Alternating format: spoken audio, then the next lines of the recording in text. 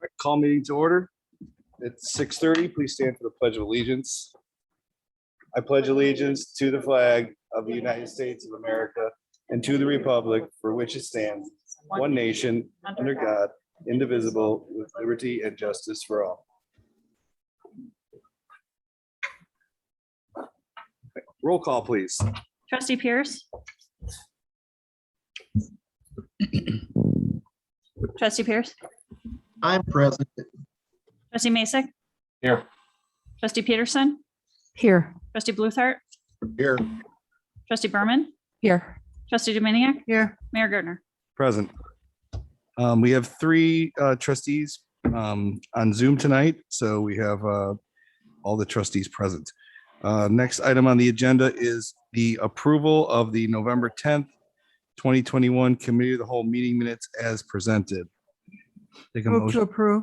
Motion trustee Dominiac, Second. second trustee Peterson. Any discussion? No discussion. All right, roll call, please. Pierce. Aye. Masek. Yes. Peterson. Yes. Bluthart. Abstain. Berman. Yes. Dominiac. Yes. 5 voting yes, 1 abstain, motion carries. All right, my favorite part of the meeting. So here we have a couple acknowledgements tonight. First acknowledgement is we have Tom Dvorak here with us to thank him for his 25 years of service with the Public Works and the Water Department. So he's probably been, I don't know if you've been on edge this week or what you're doing with yourself, driving Sheila crazy yet, but again, we appreciate all of your, we appreciate all your service. And again, we wanted to have you here to thank you for all the time. And I'm sure some of the boys will still be calling you to pick your brain from time to time if I know that right now. And I know you'll probably answer them. So with that being said, again, I want to thank you for all your time and appreciate it. Thank you. We also have a new officer being sworn in tonight. We have Officer Jake Bolton being sworn in. We're gonna have a couple of these coming up. So this is one of 3 that I know of. Jake, I'll have you and your wife step up.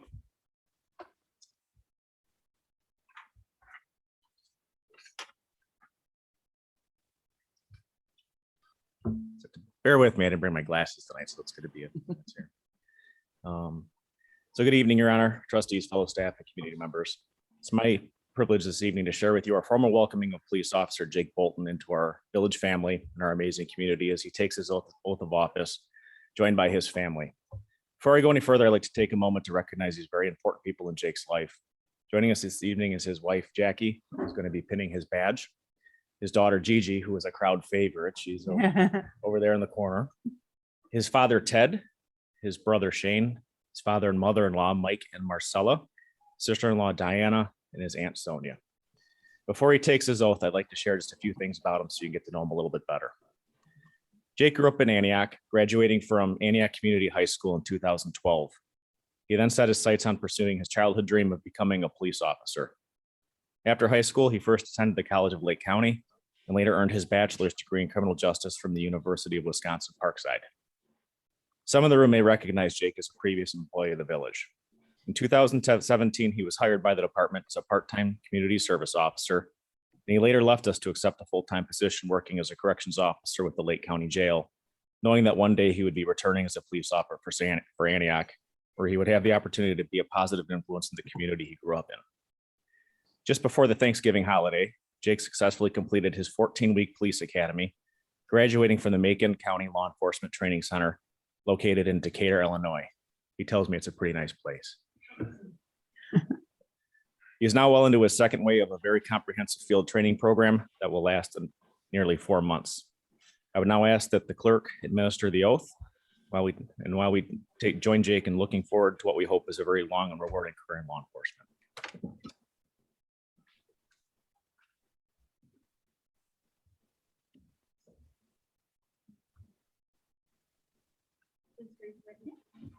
I, Jake Bolton, having been appointed as patrol officer of the Village of Antioch Police Department in the County of Lake, do solemnly swear or affirm that I will support the Constitution of the United States and the Constitution of the State of Illinois, and I will faithfully discharge the duties of patrol officer to the best of my ability. I do.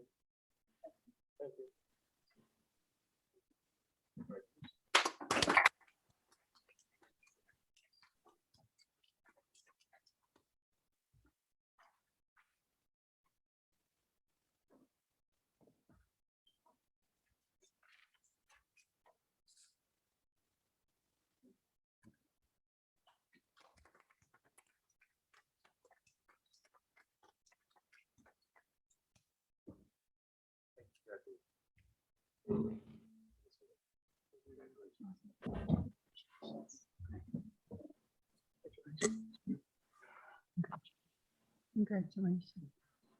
All right, well, thank you. Yeah. So we'll have actually 3 different times tonight for the citizens to address the board. Again, if there are any citizens waiting to address the board in the committee of the whole meeting, please let us know. I don't know if anybody signed up or if anybody on Zoom raises their hand. Again, thank you guys for coming in here. You don't have to stay through the rest of this.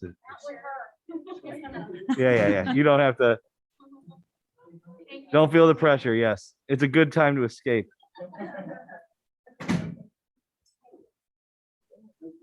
Yeah, thank you. Yes, yeah, thank you. Congratulations. I Bye. know. Oh, she's so cute. Bye-bye. The Bye, only guys. person signed up is about the property with the township. so Sure. In the, Regular meeting, yeah. Okay, so nobody on Zoom, right, Rachel? nobody was great. Okay, all right, so next we will move to the regular business on the committee of the whole meeting. First item on the agenda is discussion regarding an ordinance amending section 4-2C-4 of the municipal code regarding hours of business establishments which sell alcohol. I believe the honor goes to Chief Gutchow to present this matter.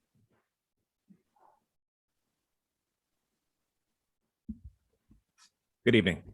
This is a very modest change to our liquor sales code. In doing some review and comparisons to our liquor sales hours in other communities, I found that our Sunday evening was out of alignment. As you know, our police department, public safety resources have been a bit strained. Sundays have been a bit challenging for us. So those 2 reasons kind of brought us to a point where we reviewed the liquor sales hours. Previously, the ordinance allowed 3 a.m. sales on Friday nights, Saturday nights, and Sunday nights. We brought ourselves more into alignment with Lake County's liquor sales, being that will allow our establishments, if this is passed, to stay open 1 hour beyond Lake County. And it brings our holidays into alignment with what the county and unincorporated bars are allowed as well. So it's a very modest change, with the most significant rollback being 1 hour on Sunday nights and then a little bit of change in holidays. Thank you. Discussion or questions, Trustee Pierce? So you say you changed the modest change in the hours and you discussed that we'd be open 1 hour past Lake County. Can you define the hours better than that? Friday night's going to be still 3 a.m., Saturday night still 3 a.m.? Correct.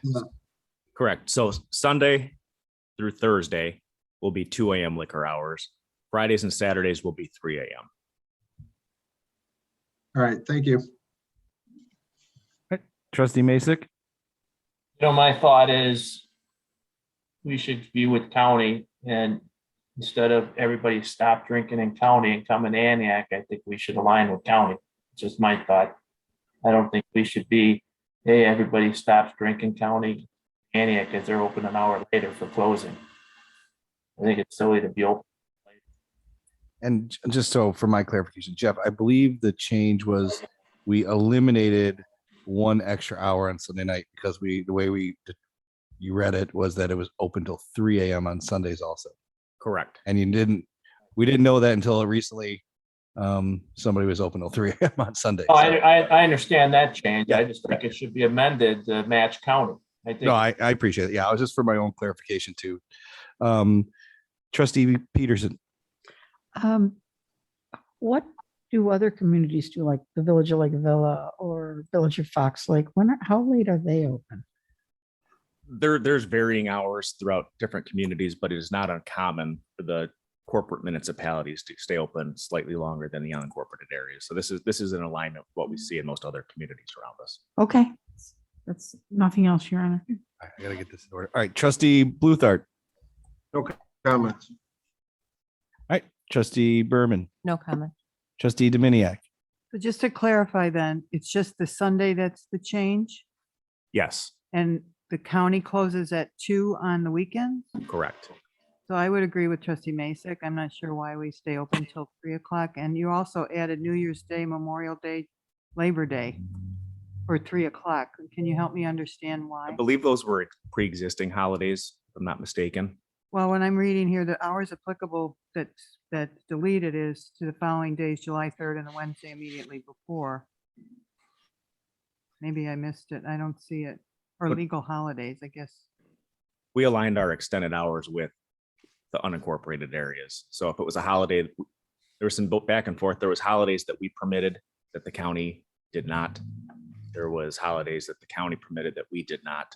So for simplification, we brought it all into alignment. So to try to avoid the problem that, Trustee Mason had pointed out, where we may close, or the county may close at 1 o'clock on any given night, and then we end up being open till 3.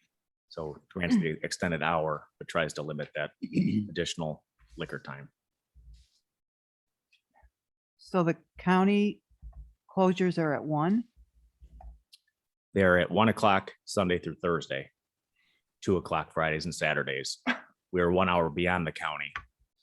And Yeah, I agree with trustee Mason. I think to close at 2 on those days. Because, yeah, those are the nights when most people go out and you're inviting them into the community to drink when I'm sure they probably didn't wake up at 2:30 and say, let's go to Antioch and have a quick one before they close. So I don't know what the rest of the board thinks about that, but I would support closing at 2. it Yeah. comes down to whatever the will Yeah, of the board. trustee, I'll go around one more time on the comment for the trustees, since there's been some other things raised. The other question I had, Jeff, is, New Year's Day, Memorial Day, Labor Day, that's a Monday. Are those really the days that they want us, that they're trying to stay open late? Are they trying to stay open late the day before the holidays? That's a good point. Are they trying to, again, I think it's just, I would say New Year's Eve makes more sense than New Year's Day. Well, if you look at how the The code is time written, is 3 a.m. 3 a.m. is 3 a.m. on Friday, or Friday's 3 a.m. is actually Saturday morning at 3 a.m. Saturday's 3 a.m. is actually 3 a.m. on Sunday. yes, you beat me to the punch, trustee. Yes. I'm sorry. Got it. All right, perfect. Yep, got it. I see what you're saying. All right. So then maybe that July 3rd is really supposed to be July 4th, and that might have been something that I mentioned earlier. May have just been a change. Yeah, yeah. Okay. Another time around here, trustee Pierce. I would be fine with going with the county hours, making sure so that we're all aligned. I don't disagree with trustee Masick on this one bit. Trustee Masick. Over that people are agreeing with me. Trustee Peterson. I don't have any problem with aligning ourselves with the county, not at all. I agree with trustee Mason. Trustee Bluthart. I'm My only thought is if the police chief thinks it's okay at that time, then I'm fine with it. From a policing perspective, the lesser hours of liquor sales we have, the better off it is from us from a public safety perspective. Like 11 PM or something like Yeah, go ahead. I was thinking like 6. But that. Trustee Berman. The same. Okay. Line with the county. County. All right. So I think we will look at the county hours and make sure we match up, and then maybe come back for this in January. All right. we'll make those changes. All right. Thank you. Thank you. All right, next item on the agenda is discussion regarding an ordinance amending section 4-13-1 of the municipal code regarding video gaming licensing. I believe Clerk Romine was going to explain the change to the state statute regarding fees and the availability of additional fees for municipalities. Thank you. So the state currently allows municipalities to collect $25 per machine for video gaming. They did approve an amendment to increase that amount to $250. It has not been signed yet by the governor, but we expect that it will. So we're gauging the board's interest in increasing those fees.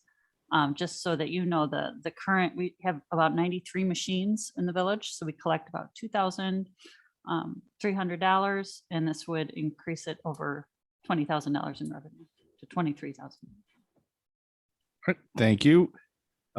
Trustee Pierce. Oh, you're on mute. You're on mute. I'm all about the money. I'm fine with this. Okay, trustee Masek, Yeah, I think it's a good idea. People that think they're gonna make money with machines. oh, we lost your sound, trustee Mason. There you go. Yeah, it doesn't make a difference for the owner of the machines. We should, if it was $500, charge them $500. Thank you. Trustee Peterson, I agree. Raise the fees. trustee Bluthart, No objection to raising the fees. trustee Berman, Raise the fees. trustee Dominiac. I agree. All right, so we will, unless there's any other comment, we will move this to the first meeting after it is enacted by the state so that we can adjust those fees, whether it's the next meeting or whenever. We'll ask the village attorneys to keep an eye on that for us. Last item on the cow is the discussion regarding ordinance amending Title V of the Municipal Code of Antioch regarding public health and safety, which I would also classify as a rental ordinance. So, Mr. Garrigan, please. Thank you, Your Honor. This matter comes before you pursuant to our previous discussion. Several months ago, we did discuss a potential possibility of drafting a rental ordinance. As you know, we have some challenging properties throughout the village of Antioch as it relates to multifamily and rentals. Pursuant to previous discussions from the village board, staff was instructed to continue our research and investigation. Obviously, whenever you're talking about rental units, rental ordinances, specifically in view of the fact we are not a home rule community, which is a threshold of 25,000 or via referendum, there are some limitations as it relates to the powers, police powers that we can incorporate in any rental ordinance.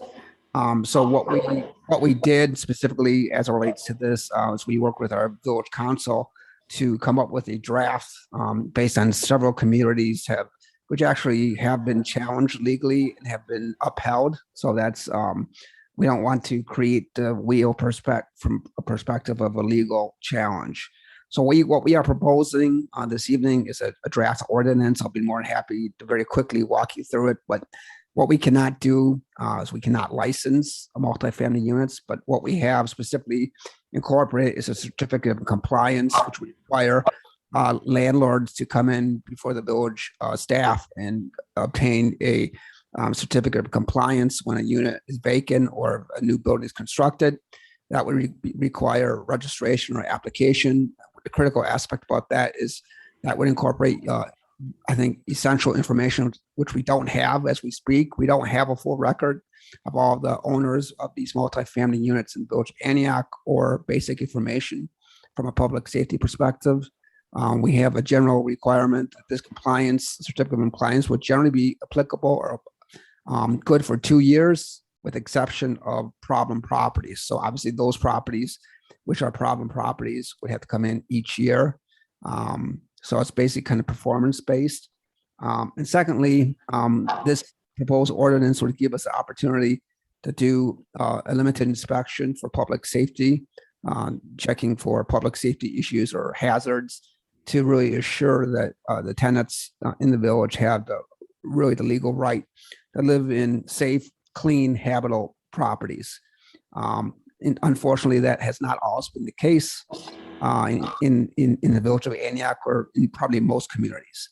So this ordinance really affords us, for the first time, the ability to work with landlords and from a staffing perspective, and there are some expressed concerns about staffing.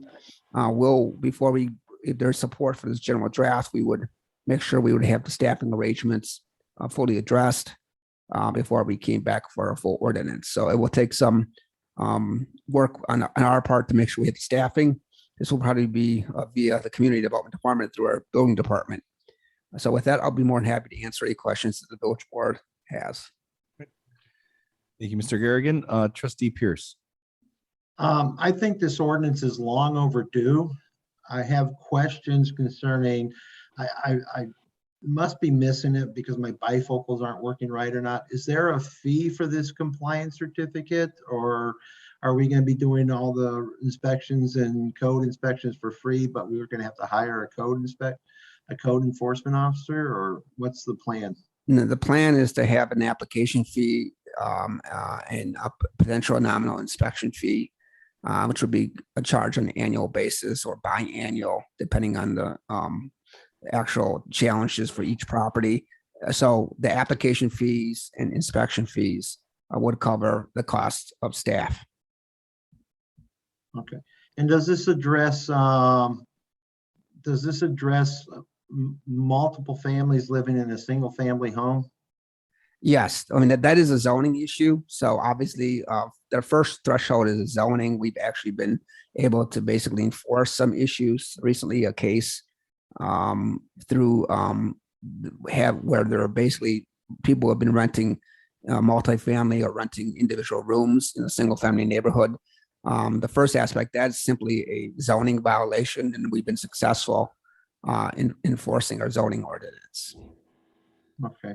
And last question, does this give us any further, this is probably for Mr. Vasselli, does this give us any further teeth in enforcing things like the removal of pods and driveways and stuff? This really goes, this is Mike Mufflet. Jim's actually at a conference. I Okay, think that would kind of be outside the realm really of life and safety. okay, thank you. Thank you, trustee Basic. I agree with trustee Pierce. This is overdue. There's got to be a fee structure in the ordinance. I brought up years ago to add, pick number 10 units or more to get public safety as asking multifamily units to videotape because we're in a different realm with different crimes going on through the town, to camera their lots for the police. I don't know if that could be worked in. I know we're not home ruled. Other towns do that, whatever that number is. That might be a good thing. Maybe ask them with this ordinance. The trustee Masek, we did actually, the first draft did have a public safety section in there addressing obviously public safety. Had some, criminal mitigation language in there. Working with the village attorney, that section has been challenged in numerous communities which are not home rule. So based on some of the court rulings out there, we unfortunately were required to remove that section. It's been challenged with some of the adjacent communities not too far from here. So I know Attorney Long said that was a challenge. right. So we did have to, remove that because we're not home rule. So that's kind of where we are. All right. Thank you, trustee Peterson. So you're going to charge an inspection fee. Would this be annually or? This would be per each inspection. So yes, it would be annually again for the problem properties. If there's an annual inspection or theoretically even more than that, it's a Well, safety. That was my next Right. question. If they fail, then They you're fail, going yes. to charge them again for Yes, another? yes, just like we do for building permits. If they Okay, fail, we okay. charge a nominal fee to cover our cost. Okay, So there would be a fee schedule. okay. That was my question. All right, thank you, trustee Bluthart. No comments at this time. All right, thank you, trustee Bourbon. I think this has been long overdue. Definitely need it. Thank you, trustee Dominiac. I'm thrilled that we're talking about this. The previous administration wouldn't move it forward, so I'm glad to see that we're talking about it now. How do you define public safety and health? Is that only internal? I mean, do we need to be more definitive about what that encompasses, or is that to make it more objective versus subjective? Yeah, I think that the building codes generally have some general outlines of what constitutes public safety. Obviously, things like electrical, anything related to fire codes. We've unfortunately had incidents where we've had, issues like mold. That's an obvious one. Right. Roofs which are collapsing. Some of the obvious things. Any type of structural issues. Probably the biggest issue is electrical fire.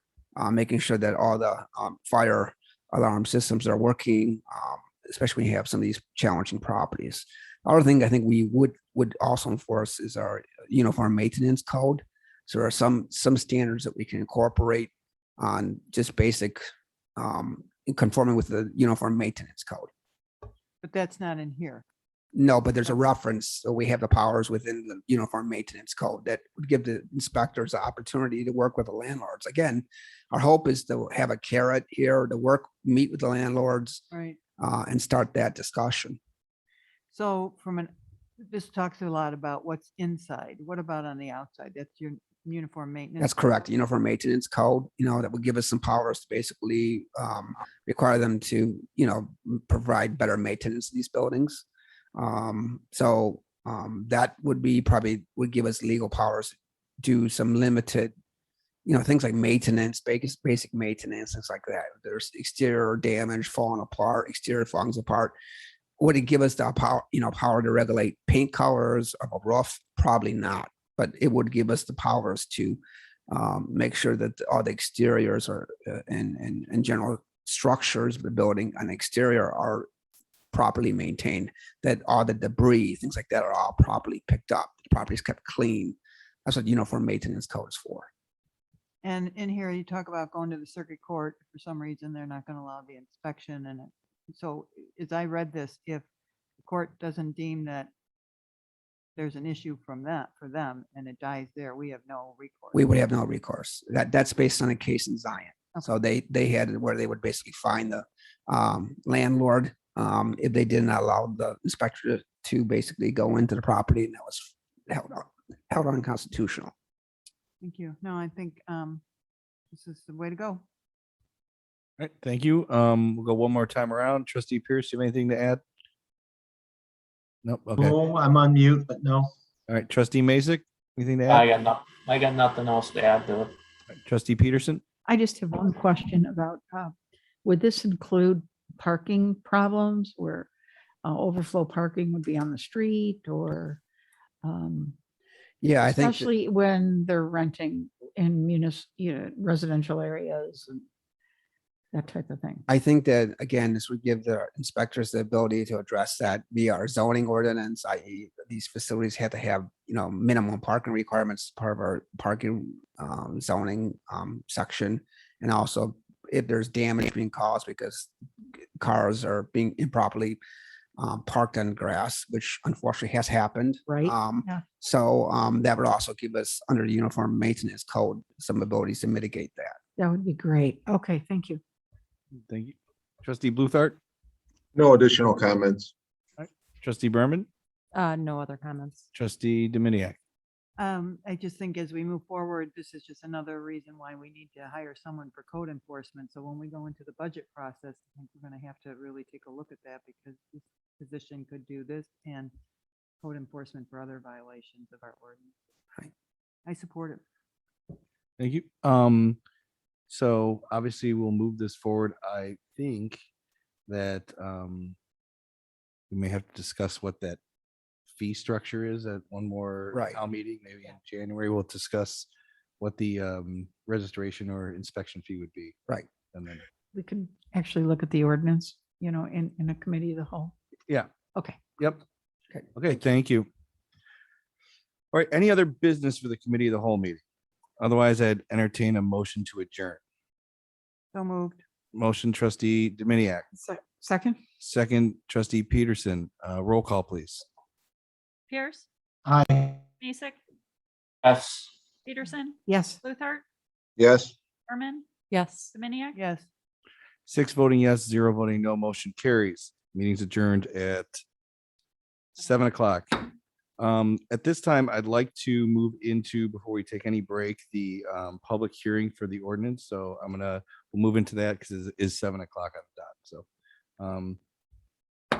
call the public hearing to order for the ordinance and the tax levy for 2021 through 2022. I think that should actually be 20. Okay. Thank you. Let's do the Pledge of Allegiance again. No, I'm sorry. Roll call. Pierce. Trustee Pierce, Present. Yep. Mason. Trustee Mason, Here. Trustee Peterson, Here. Trustee Bluthart, Here. Trustee Berman, Here. Trustee Dominiac? Here. Mayor Gardner? Present. All right.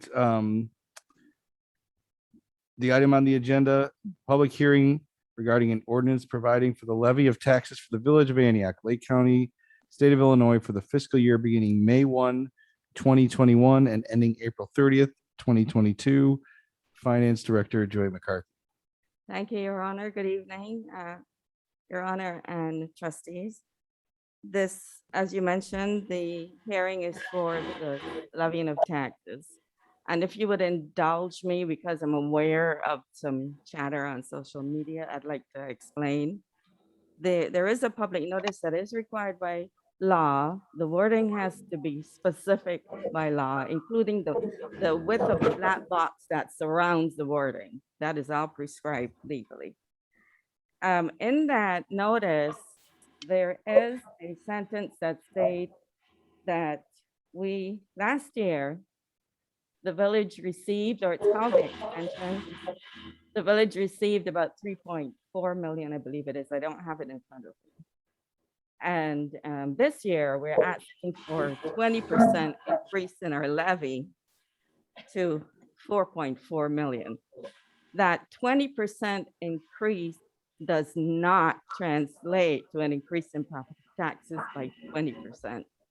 We actually anticipate that a rate will go up less than 1%, as it usually does over the last few years. So I just wanted to make that clear, because I know that looks alarming to people, 20%. It is just that we inflate the amount we levy because we do not know at this time what the equalized assessed value is, and I'll explain that.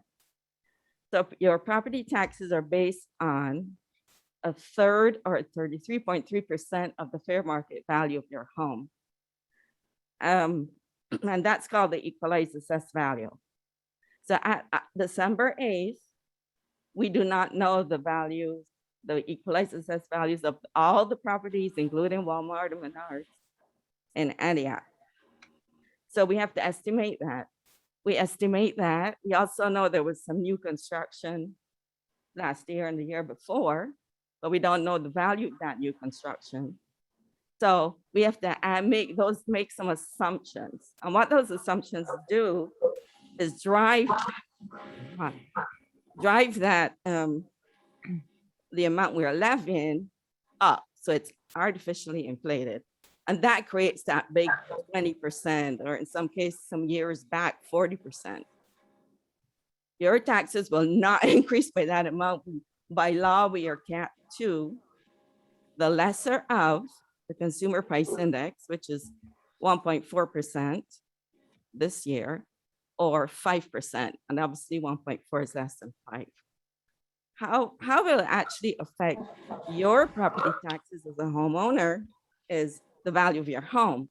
If the fair market value of your home has increased because you've added on another room or did some improvements, that is going to drive your taxes up. So it may go up a little higher than 1%, but it's going to be specific to you and the improvements you have done on your property and not the village. So I hope I've made it clear. There's no 20% increase, like it was a misunderstanding on the poster's part, not interpreting it correctly.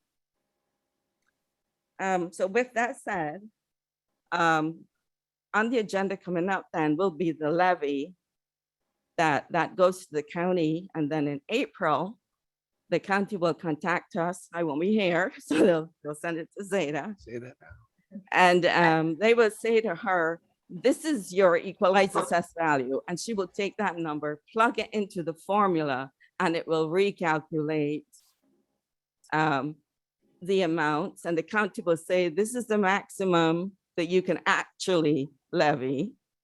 And then we adjust all our numbers to match what the county says, because we cannot levy more than what they say. So don't be alarmed at the 20%. It's a fictitious fake number, but we are required to do it. Thank you.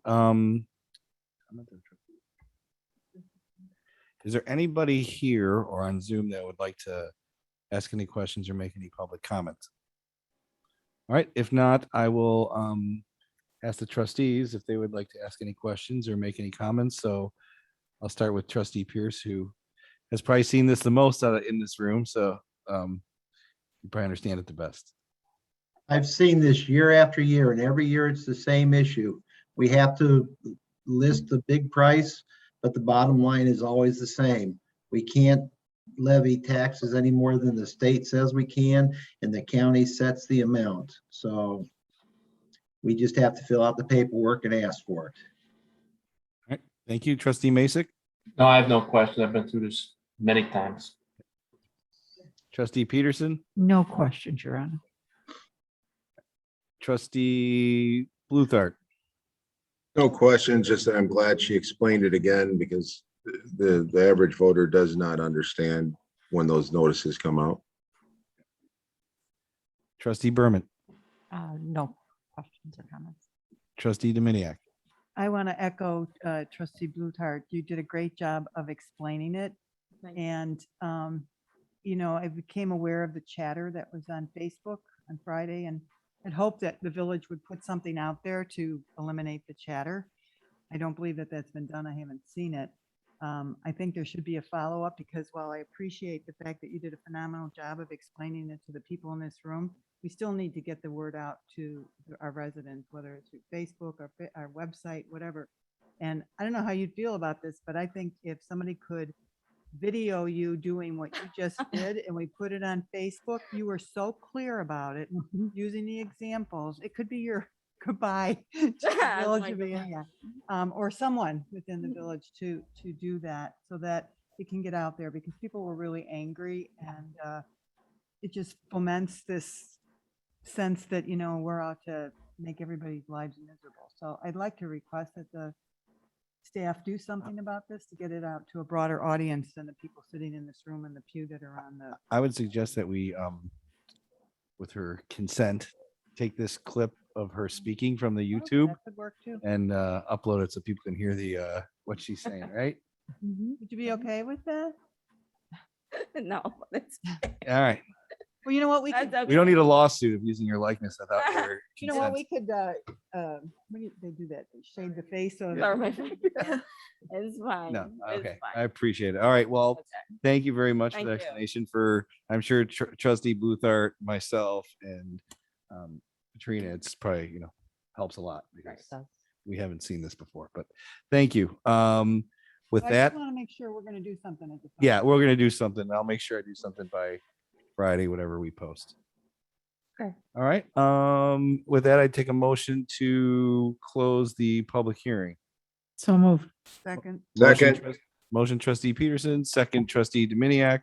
Roll please. Pierce, Aye. Mason, Yes. Peterson, Yes. Luther, Yes. Herman, Yes. Dominiac. yes.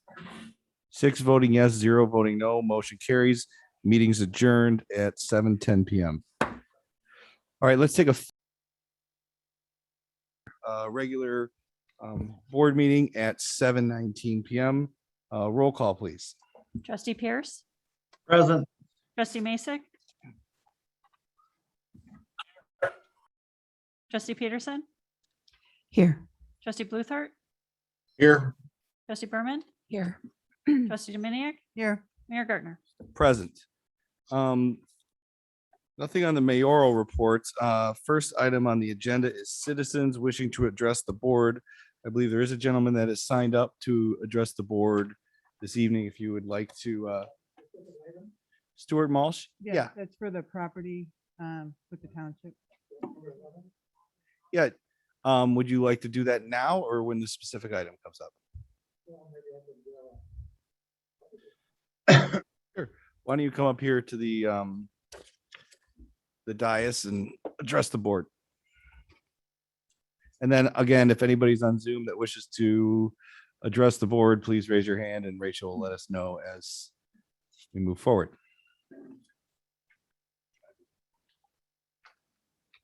All right, sir. Yeah, I have the sheet here. Just again, state your name for the record for the board. This be done? Yeah. I'm Stuart Malsh. I live at 76 Netherlands Drive in Antioch. That's the arbors of Windmill Creek. And the subdivision is immediately adjacent to the Bittner property. As I read the action that's going to be taken tonight on this Bittner property, Excuse me, Mr. Mulch, you mean Bittner, not Pardon me? Pittman? Bittner, not Pittman. Bittner? Yeah. I believe I said Bittner. Anyway, I'm Oh, sorry. I'm sorry. If I said Pittman, I'm sorry, it's the Bittner. By this action we're taking tonight on the Bittner property, giving property away that the village has spent over $500,000, I'm sure. Can we as a village afford to do this? The purchase price was $420,000, I believe.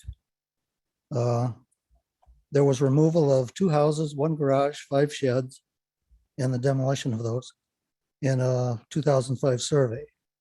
And this is parkland.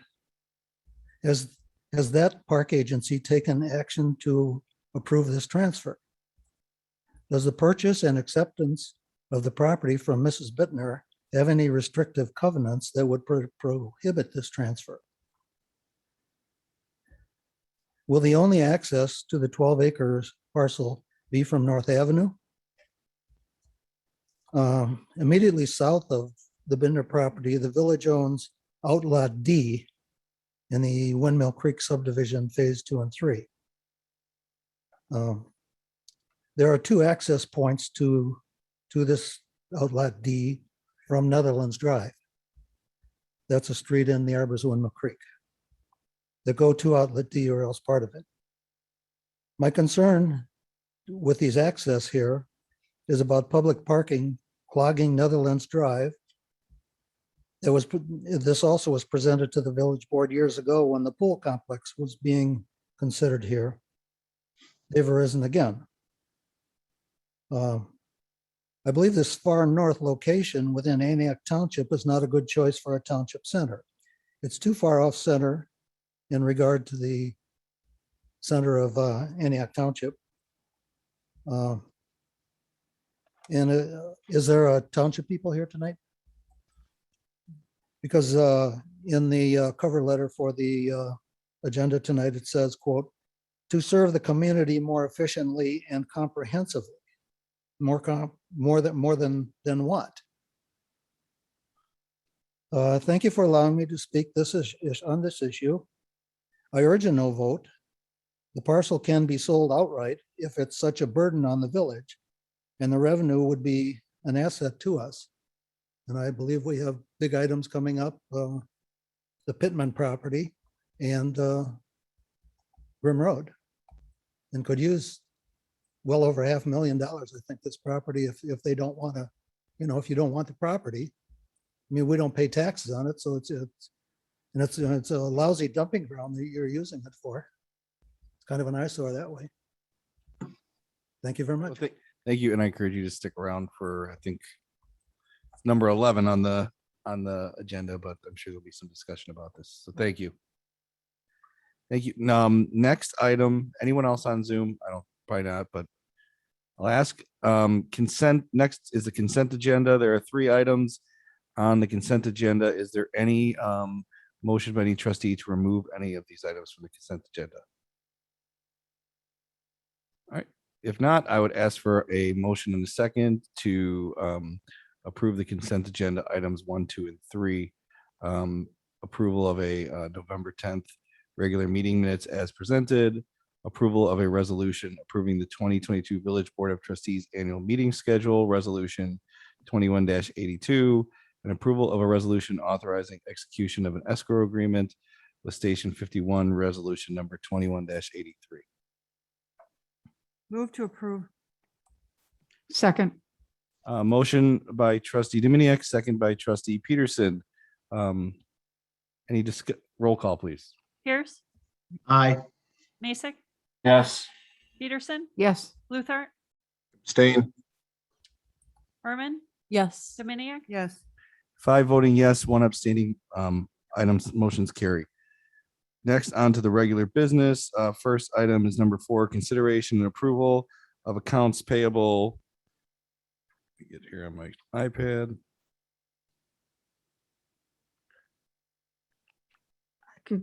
Move to approve Oh, yeah, I was accounts gonna say- payable in the amount of $496,119.46. Thank you. That's Second, motion by trustee Peterson, second by trustee Bluthart.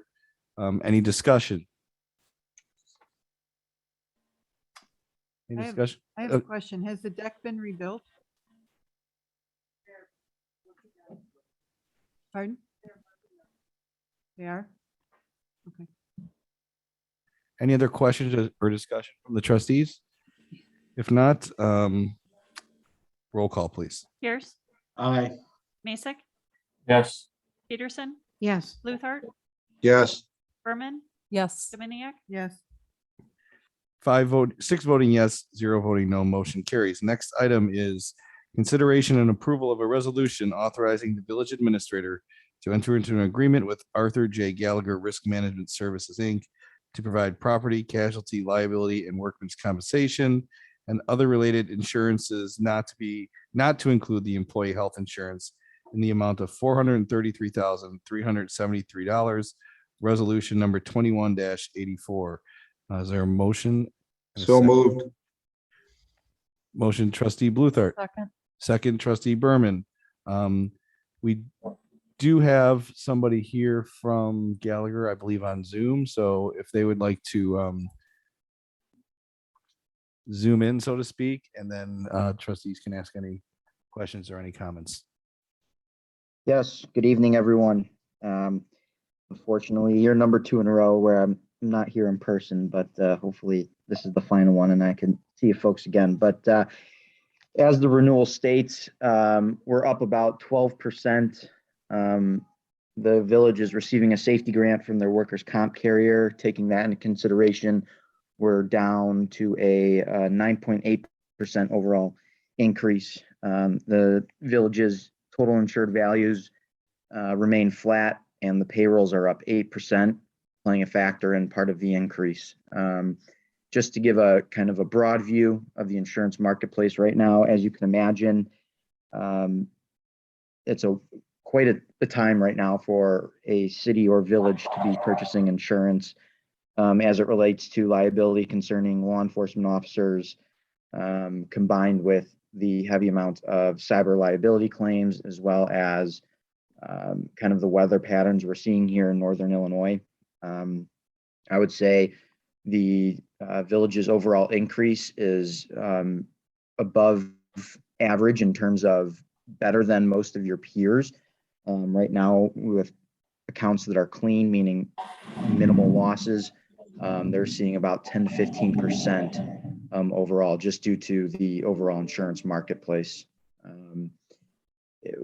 Again, as the village continues to move forward, I think we've worked well with Lori and Cheryl and Jim, making sure to mitigate risk throughout the year, and always looking at different options and different carriers, ensuring that we have the most competitive pricing in terms available in the marketplace. It's kind of a broad overview. I don't know if anyone else, I'll open up the floor if anyone has any specific questions that I can answer or discuss further on.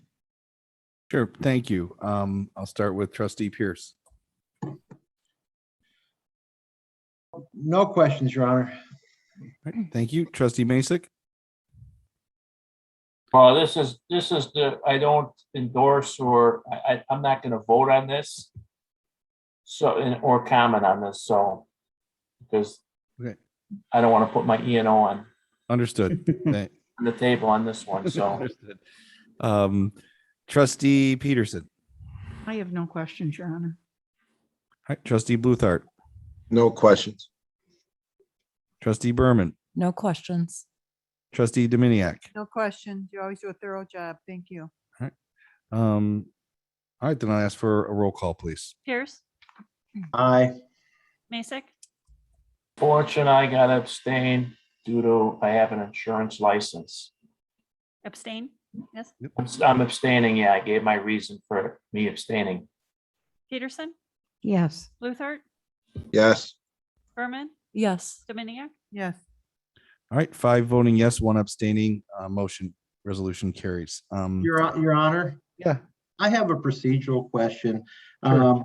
I'm just trying to be helpful here. I don't, I think the proper terminology for trustee Masick should probably be he passes, just to, because an abstention is a vote of yes with the majority. And I just want to make sure we're protecting trustee Masick. Okay, we're all looking at Mike here. Abstain is fine. Okay. Okay, all right. Thank you for asking that. Next item is the consideration and approval of a resolution accepting, again, thank you, Gallagher Insurance. Thank you for coming on here and being available for questions. Yes, So thank item- you. Happy holidays. Thank you. Same to you. Number 6 is consideration and approval of a resolution accepting the comprehensive annual financial report for the fiscal year ending April 30th, 2021, as prepared by Lauterbach and Amon LLP, resolution number 21-85. I'll take a motion in a second. So moved. Second. Motion trustee Bluthart, second trustee Pierce. I'm sure everybody here read the whole thing. So I did. yeah. I did. I did. Yes. So Zeta, why don't you give the presentation here for us? Sure. Thank you, Your Honor. Good evening, members of the board. Online, we have Courtney Clements from Lauterbach and Amon to present the financial statements for fiscal year ending 2021. Thank you. Thank you, Zeta.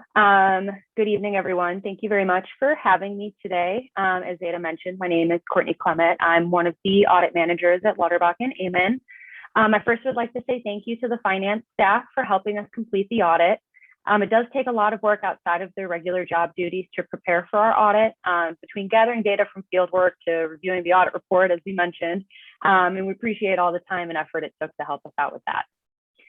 There are 3 pieces of required communication to come out of an audit. The first is the SAS 114 letter, the second is the audit report, and the third is the management letter. The SAS 114 letter is our communication to those charged with governance, any difficulties or disagreements we may have had with management throughout the process. I'm happy to say we did not have any, and it was a very smooth and clean process. I do have the audit report on my shared screen for everybody who's on Zoom, and there were just a couple of things I wanted to touch base on for the audit report. On page 7, you'll notice that the village received the Certificate of Achievement for Excellence in Financial Reporting through the GFOA. It's my understanding that the village has been receiving this since 2006, so I did want to say congratulations on receiving it once again. We are going to work with the village for filing to receive this award for 2021 as well. On page 10, we have the independent auditor's report, which states our opinion. We gave the village an unmodified opinion. This is also known as a clean opinion. It is the highest opinion that we can give. It states that the financial statements are presented fairly in all material respects. Page 13 starts management's discussion and analysis. If there's nothing else you read in this audit report, I highly recommend you take a look at the MD&A. It is financial information in non-financial terms, and it gives a really good overview of the financial statements that precede it with charts and graphs that make it a little bit easier to understand. Past the MD&A, we have the basic financial statements starting on page 27 with the statement of net position. You'll see assets and liabilities and ending net position for the governmental activities and business type activities. Page 29 starts the statement of activities with revenues and expenses for the year. You'll notice that overall there were increases in net position for both governmental and business type activities, around 1.3 million and 676,000 respectively. Page 31 starts our financial statements for each individual fund. I did just want to mention that the general fund also had an increase in fund balance for this year of about 1.1. Page 45 starts our notes to the financial statements, really details everything you could need to know. It really is the bulk of the financial report. Gives detail on capital assets, debt, the IMRF plan, police plan, and the OPEB plan. So if you're looking for detail of anything you may need with the financial statements, this is definitely the place to go. And past the notes on page 86, we have our required supplementary information as well as our supplementary information, which includes budget to actual. So you can see where you estimated versus where you ended up. And then towards the back of the report, you have the statistical section, which is required for the GFOA program. Lastly, I did want to touch on the management letter. We did have one new current recommendation for the year. There is a new GASB statement that's coming out, GASB statement number 87. This comes into effect in fiscal year 2023. So this comment is really just an FYI comment to let the village know that this is on our radar, and we'll work with them to get it implemented when the time is right. So with all of that being said, I'm happy to answer any questions that anybody may have. Right, thank you, Trustee Pierce. I'm good, and I want to take this opportunity, though, to thank Joy for keeping us in this position and all her hard work, and we'll miss her, and we have great expectations for her replacement. Thank you, Trustee Masek.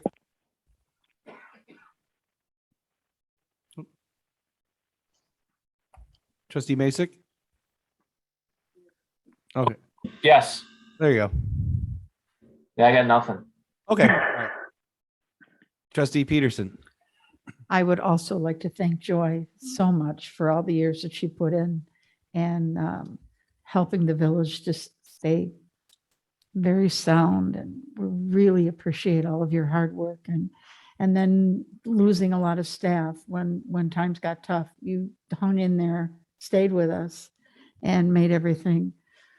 You made us all look great. So thank you so much for everything you've done. Thank you.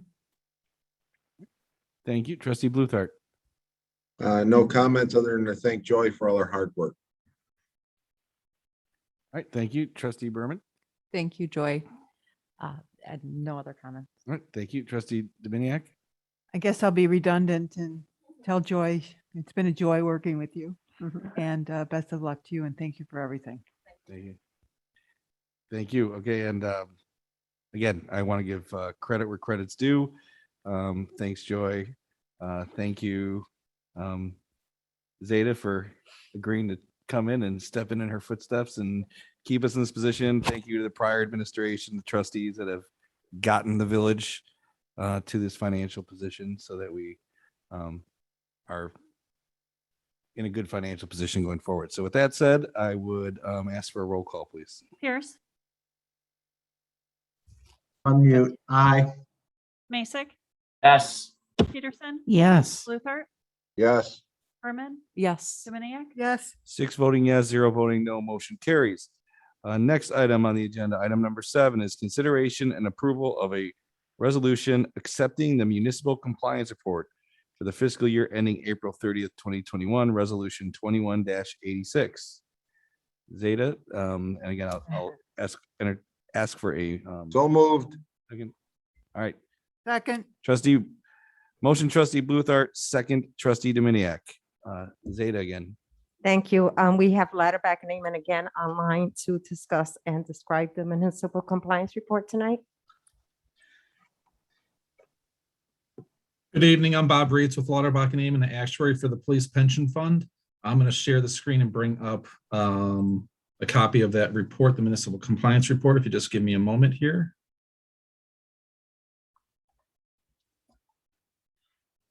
Yeah, give me a moment too to scroll the 300 pages down. What page does it start on? This is actually a separate report from the audit report. 266 on ours. Thank you. Here's the front page of it. Can everybody see the front page of the report? Yes. Okay. So walking through this report, this is provided by the police pension fund in relation to pretty much a status of where the fund's at today and what contributions they're going to be requesting for the upcoming year. Going to see what page is it, page 1 of the report. A lot of the information provided in the municipal compliance report is really just consolidating information from the police actuarial report, the audit, and also the report you may receive from the Department of Insurance with regards to funding the plan. So item 1 here just talks about the assets where they stand today. You're at $14.2 million, increasing from 10.6 over the prior year.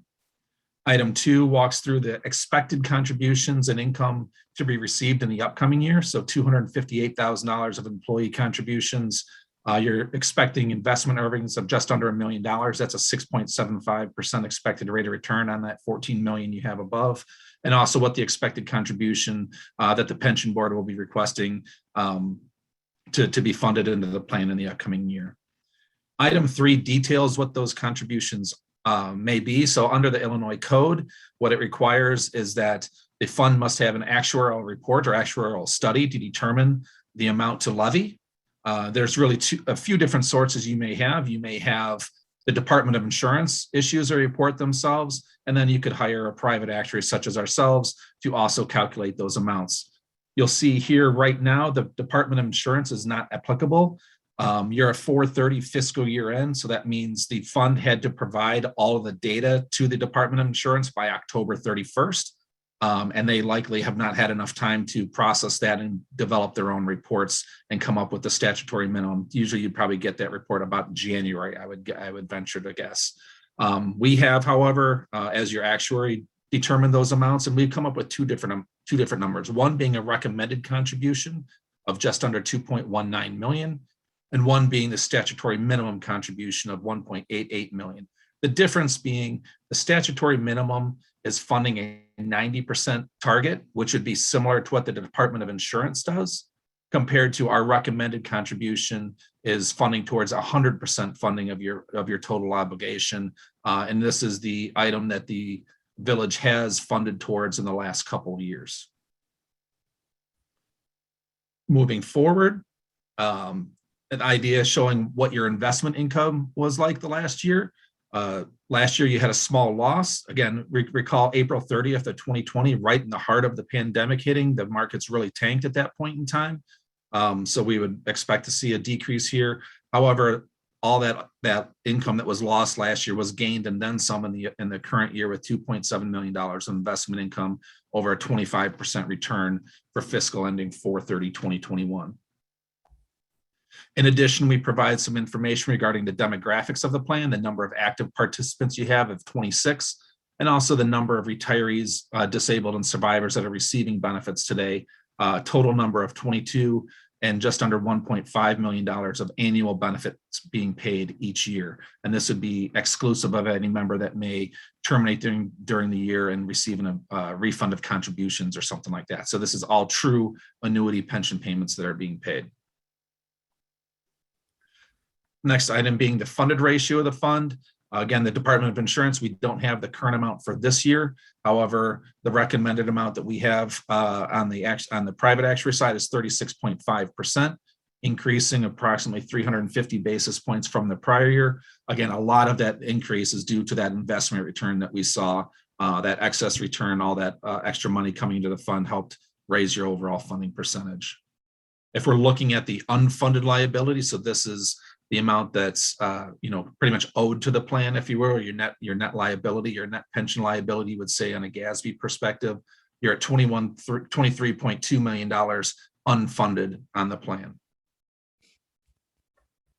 And then the rest would be what the investment policy is attached at the end of this. I'm not going to go through the detail of the investment policy, but that's also attached, and it's also part of the audit would detail some of the items included in there. And then this would be signed by the president of the pension board and then submitted to the village for approval. Do you have any questions on the municipal compliance report?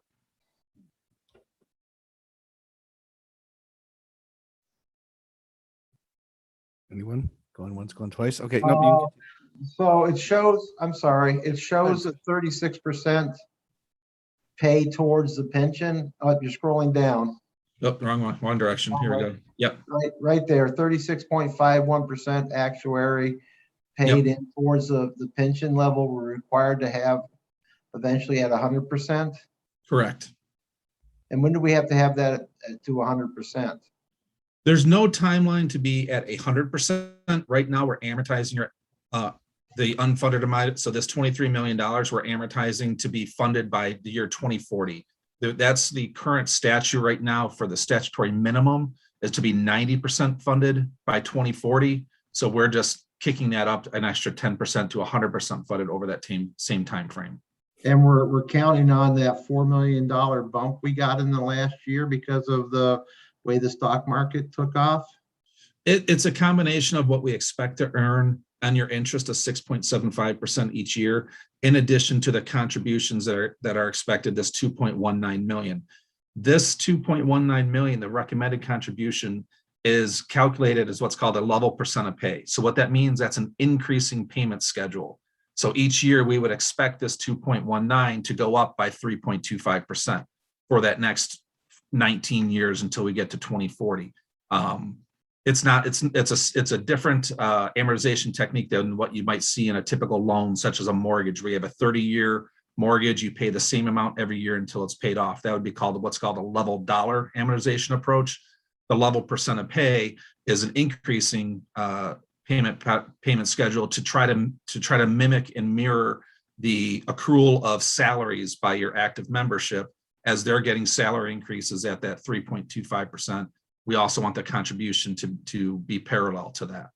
Okay, so of that 2.19%, who's paying that? Is that directly out of the village, or do the officers contribute to that, or is it a combination, or?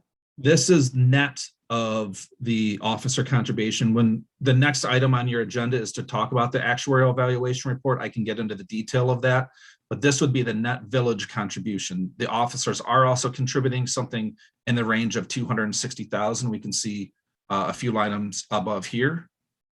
But then the remaining of that is both the accrual of benefits by our active membership. That's called the normal cost. We're paying down the village portion of the normal cost and also paying off the amortization of that $23 million unfunded liability. If we wanted to get at 100% sooner, I'm trying to look at the impact of our pension payments to our budget. Because we get some criticism that we're not paying enough into the pension. And I'm trying to figure out how that, at what point does it tip the balance to where the pension's more than the budget, is what's going through my mind right now. Okay. We could definitely work through those sorts of calculations and sensitivities with you. When, offline, of course, we don't have the information to do that today, but some methodologies would be to accelerate the amortization period. Say you want to amortize it instead of over the next 20 years, let's cut it to 15 years or 12 years. Or we could calculate the amortization to be similar to like that mortgage or loan, to be a level dollar approach. That would be a higher payment in the today, but it wouldn't be an increasing payment in the future. So net, you're making a larger payment up front. That's decreasing amount of total interest that will earn on the existing obligation. And in a whole, it would be increasing the value today, but reducing the total net contributions that would go into the fund over that period of time to fully fulfill the amortization amount. So your firm would do those calculations for free, or would I need approval from the rest of the board to see that? We can, I guess, we typically do some of these simple ones for no cost. It depends on the scope and the amount of detail and sensitivity you'd want to get into that we would charge. I think we're pretty reasonable when we do charge amounts, but we would have to get into the scope and detail exactly to what we would charge for that. Okay. I think the rest of the board may have some questions. I'll leave you alone from here on out. Yeah, Trustee Masek. Just make all the officers work till 70, it'll balance out. Can you repeat that, please? Just make all the officers work till 70, it'll balance out. If they defer their retirement that long, Yeah, it it'll may balance out. help out. Yeah. Especially our current chief, he loves his job. Excuse me, slow down, sir. I gotta catch you. You can also try to talk them out to take a big pay cut too. That would help. Yeah. No pay increases. They can contribute more money. Hey, it all works out actuary. Correct. Trustee Peterson. I have nothing to say, Your Honor. Trustee Bluthart. Nothing at this time. Trustee Berman. No comments. Trustee Dominiac. Joy, didn't we put more into the pension fund this year transferred from the fund balance? What we did about maybe 3-4 years ago, we came up with a 3-year plan, and we had increased our contributions by about 350,000 for the 3 years in order to get us to the point where we are today, where, as Bob explained, by 2040, we'll be 100% funded. So we have a plan in place. It's just going to take a long time to get there.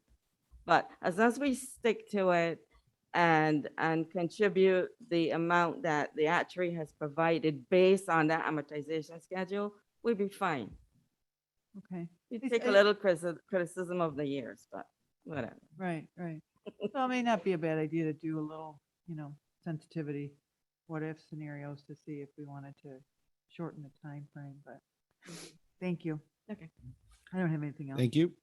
We'll go around one more time. I had one question, and I was able to speak to them last week to explain the scenario, which was very helpful. So any trustees, especially new trustees to this, Lauterbach did a very good job of explaining this to me with Joy and Zeta on the phone. But wasn't there some, if I recall from our conversation, some threshold that had to be reached where the investment structure could be changed, or a threshold where you can either put it in different types of funds than if you have a lower contribution or a threshold? Maybe Joy, do you know what I'm talking about? Yeah. Once you reach the 10 million, then your portfolio, what you can invest in changes. And we've already reached that point. And Okay. we actually redid our investment policy to incorporate that change. Okay, that's what. Yeah, thank you. Yeah, that's correct. As of last year, you were at 10.6 million. Once you cross that 10 million threshold, you can bring your equity exposure up to 65%. Prior to that, you're limited to only 45%. Obviously, one would expect, especially in the last year, that equity exposure really benefited you by getting greater returns. So that's the threshold you're speaking of, is that $10 million that you did actually eclipse a year ago. Okay, thank you. All right. Any other questions, discussion from trustees?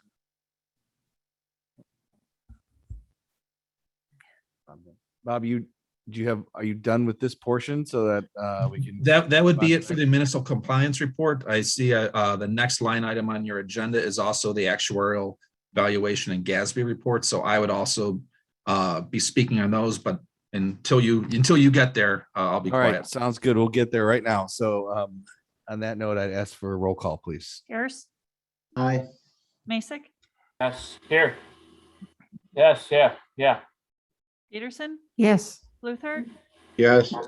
Berman, Yes. Dominiac, 6 voting yes, 0 voting no, motion carries. Next item on the agenda is item number 8, which is consideration and approval of a resolution accepting the GASB 67 and 68 actuarial valuation for the fiscal year ended April 30th, 2021, and the tax levy actuarial valuation for fiscal year ending April 30th, 2021 for the police pension fund resolution number 21-87.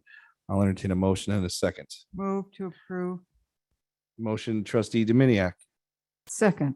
second trustee Peterson. Welcome back, Bob. Let's move on. All to this right. one. I'm going to start with the tax Levier funding actuarial report.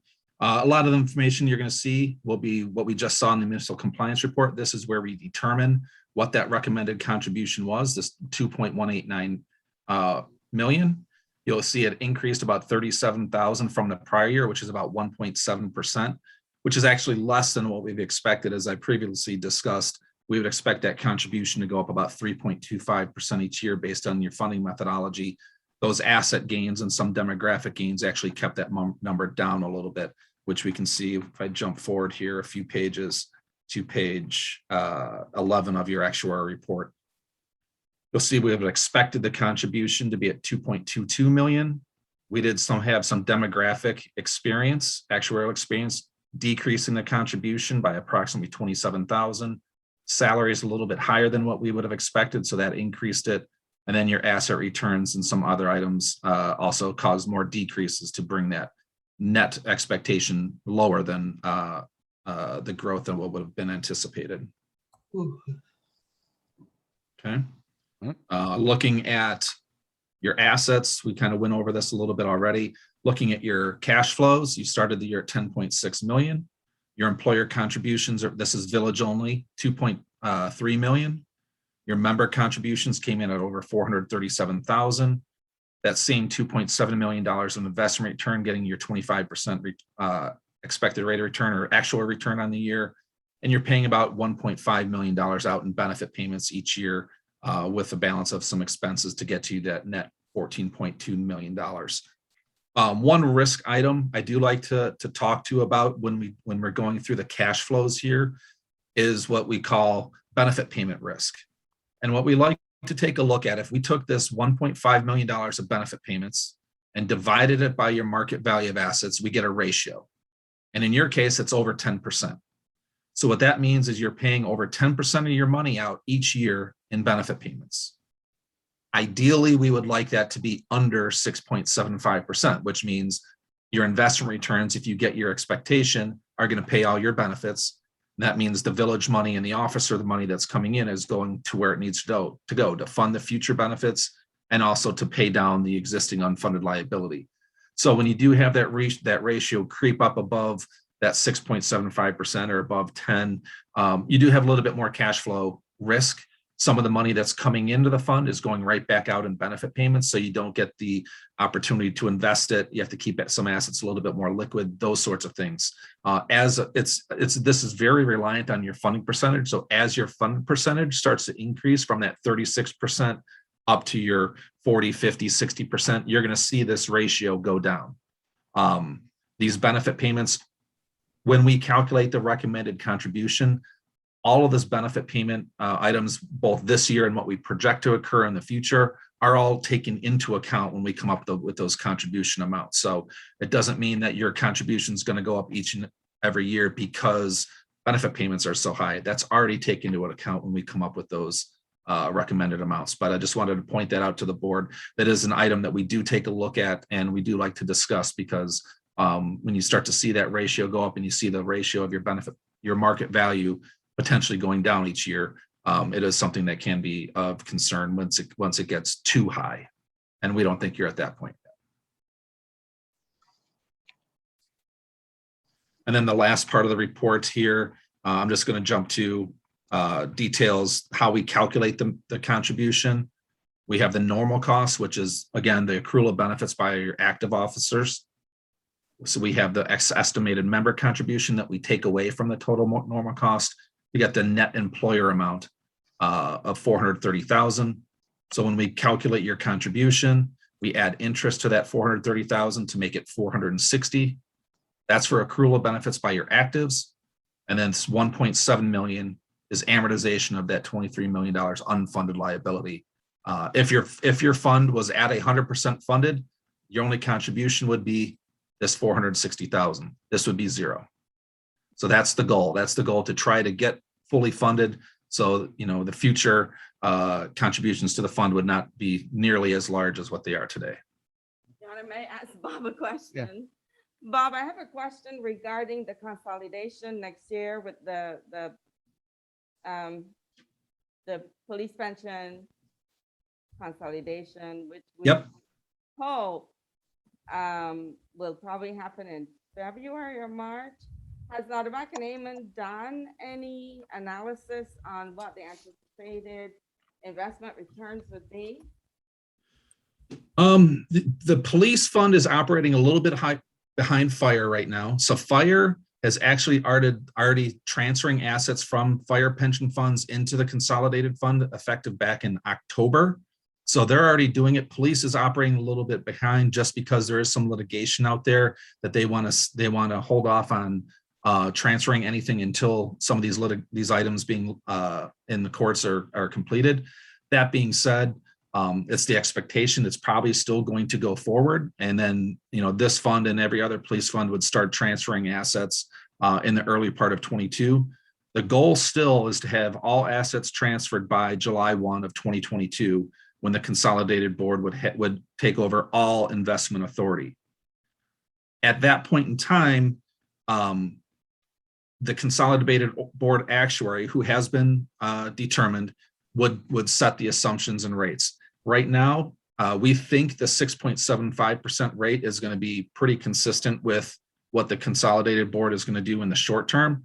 They have modeled their investment, or they've modeled the consolidation as a whole to follow the IMRF method, which currently uses a 7.25% expected rate of return. So once it's all said and done, we would expect the consolidated board's assumption to be somewhere between 6.75 and 7.25. And what you'll get going forward is similar to a report you get from the Department of Insurance today, a statutory minimum type contribution to follow. And to the best of our knowledge, you can still hire a private actuary such as ourselves to calculate amounts different than what the Department of Insurance or the consolidated board determines as a funding contribution to, fund in excess of that 90% target.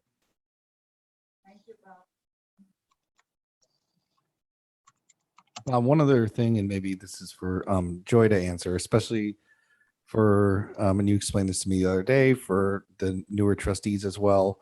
And again, we're talking a long time ago, but how did we, you want to maybe just give them a brief history, how we got to the point of being underfunded like that from the beginning, just so they understand the history on it?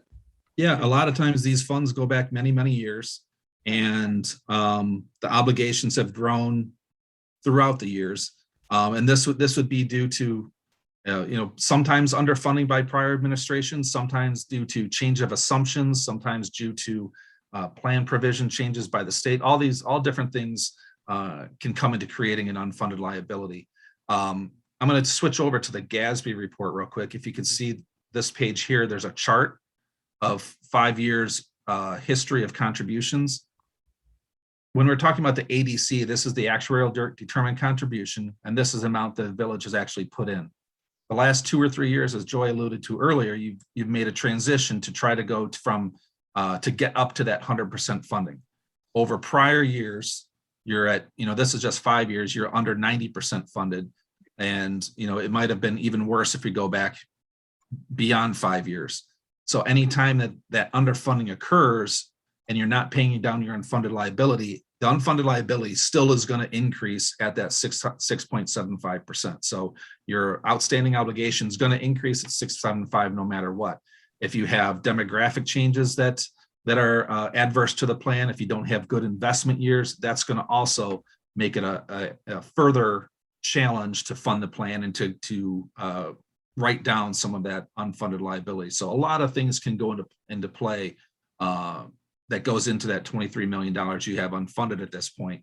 And as this chart is just to show that over the last couple of years, you are making changes. You are making a difference to try to make up for past assumption changes, past demographic losses, past underfunding by the village itself to try to get this plan up to being in good shape.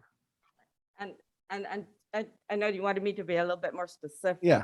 And this would have started even before I started 17 years ago, where the fund wasn't being funded at the full amount of, there was no actuary, and they were using the Illinois Department of Insurance recommended contribution, which, as you see, is always lower than the actuaries.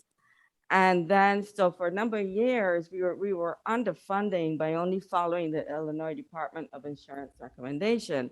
And then there came a point where when the pension fund did hire an actuary, but then there were some, issues with that. So once we recognized that we needed to do something, we took 2 steps: changed actuaries and hired an investment firm, because our investment returns were so low, because we just had, one member of the pension fund purchasing CDs and doing their own thing. So once we made that switch to an investment firm and change actuaries, now you see these really big gains in investment returns.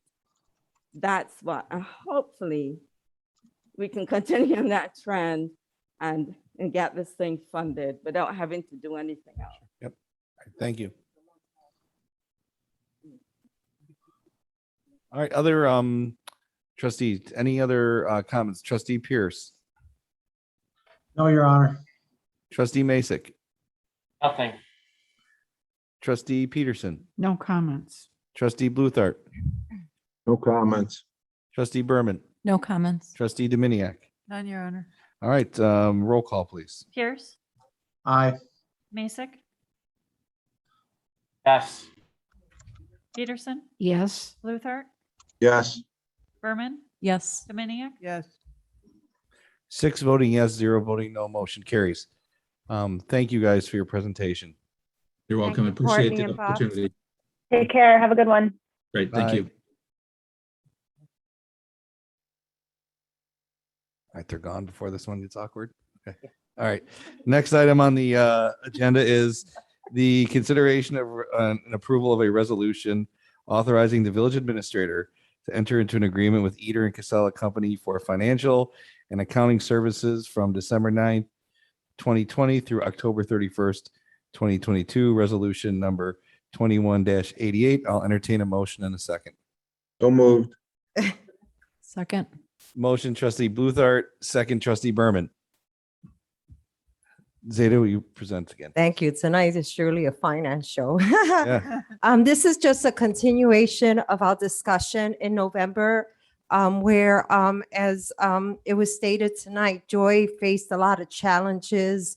We spoke about it when I came here to the village of Antioch, and losing staff and her putting in a lot of hours. And she decided to bring on another consulting firm to help her with accounting services, and with the intention that when the next finance director that will take her place, being me, that we would go out for RFP to decide who's gonna fill the spot, because there's a conflict, a perception of conflict of interest, having your auditors provide accounting services.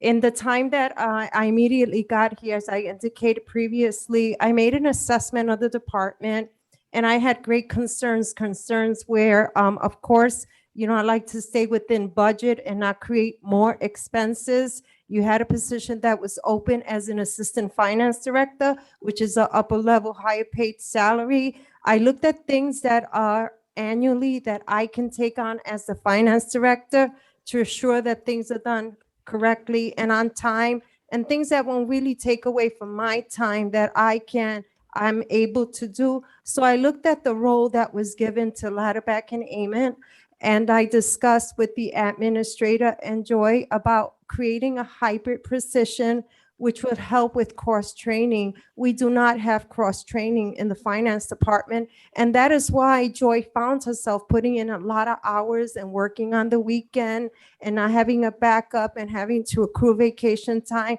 because we do not have the backup that we need. So I sat down together, we brainstormed, and we decided that we could come at a lower pay position, which is a senior accountant, and create a hybrid position that would allow for training in accounts payable and utility billing, even sometimes being a backup for me. I will expose this person to be also my backup. And at the meantime, those things like bank recs that take a lot of time, sometimes when you're looking for discrepancies, or even the payroll, sometimes, you got to do a lot of follow-ups. Well, we decided that that would be a great place where we can go and bring a contracting person to fill those positions during the time of audit. Audit takes a couple of months. It's not something that we can do in a week or 2 weeks. It's a couple of months of audit work prep. Not only do we prep during the year to be ready for the audit, but we spend a lot of time when Ladderback and Amen comes in and provides you the list of things that we need to provide. Is a lot of detail. In the industry, it has become that the burden comes to the finance department. We do the work. In the past, they used to come in, do journal entries, pull out the accounts payable. That's not the case today. The burden is on us to put the work together. So we came up with this idea that we would cut the services that Ladderback and Amen was provided. The next RFP would not include a lot of things that were listed, creating us to come to 50% of what you were paying to Ladderback and Amen, and at the same time bring a senior accountant who's capable and has experience to be the backup, not only for me, for some of the things, but also for the department. So tonight, before you, we have a request to approve the only bid we got. We did do RFP, put it out there for 2 weeks. We only got one, which is Ida Casella, and they're very capable. I have experience working with them. This is nothing new for me with working with contractors, especially Ladderback, Ida Casella, which they're very reliable and great people to work with. Thank you. Discussion, trustee Pierce. No discussions, Your Honor. All right, trustee Masek, Nothing for me. trustee Peterson. I have no comments, Your Honor. All right, trustee Bluthart, No comments. trustee Berman, No comments. trustee Dominiac. None. All right, roll call, please. Pierce, Aye. Mason, Yes. Peterson, Yes. Luther, Yes. Berman, Yes. Dominiac. Yes. 6 voting yes, 0 voting no, motion carries. Next item on the, thank you.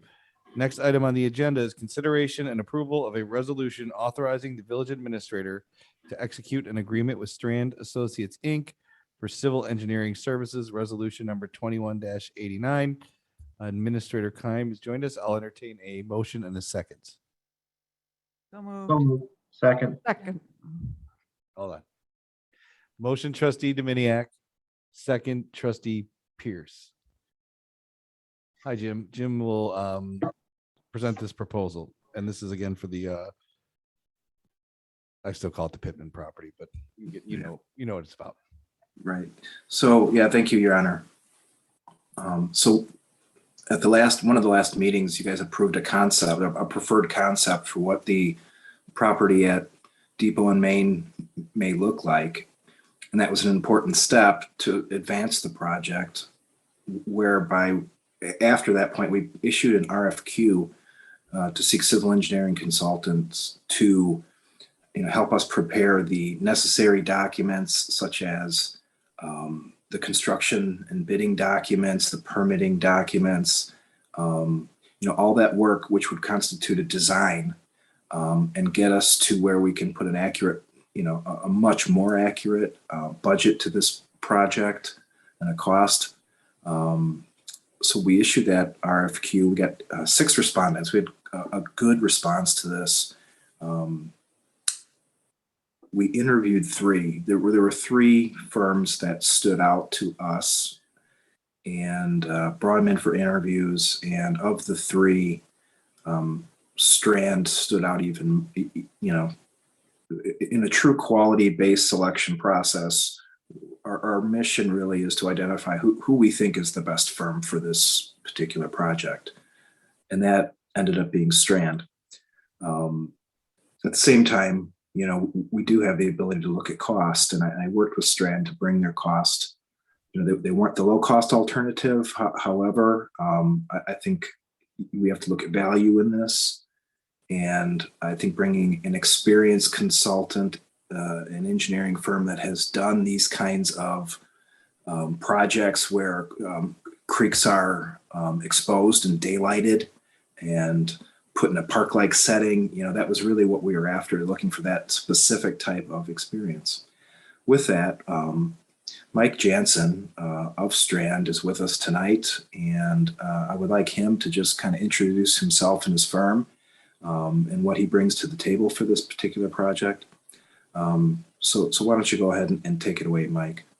Okay, thanks, Jim, and good evening, all. My name is Mike Jansen, and on behalf of Strand Associates, we're certainly grateful for the opportunity to be considered as a civil engineer for, what we see as this being a really transformative project for the community.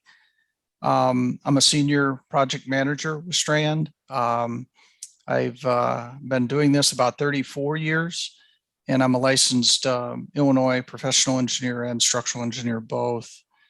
I'd really like to congratulate the village and really admire your forward thinking and commitment to this redevelopment. I think with your engagement of the Lakota Group, the public input process that you went through and the selection of the preferred concept, which is very nice, by the way. I think it's really a great illustration of your vision for the project or for the development. Likewise, when your retention of Deegan Group, I think demonstrates a real understanding of, how the history of the site can influence that development. So I think hats off to you for the work that you've done thus far, and we'd be honored to be to continue to be a part of that. We've assembled a team of Strand professionals that really have firsthand experience with these types of waterway daylighting and flood mitigation and really community revitalization projects. A few of the projects we highlighted in our statement of qualifications. One was the Bee Branch Creek restoration in Dubuque, Iowa. It's a nationally recognized creek daylighting project and really is a urban revitalization. Lick Run in Cincinnati is another one of our projects, similar type thing.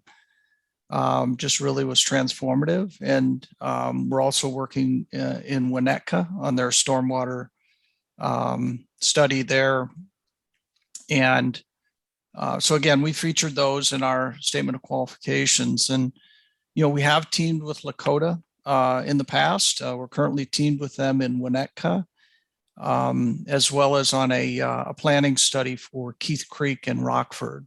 We're teamed up with them, so there's good familiarity between us.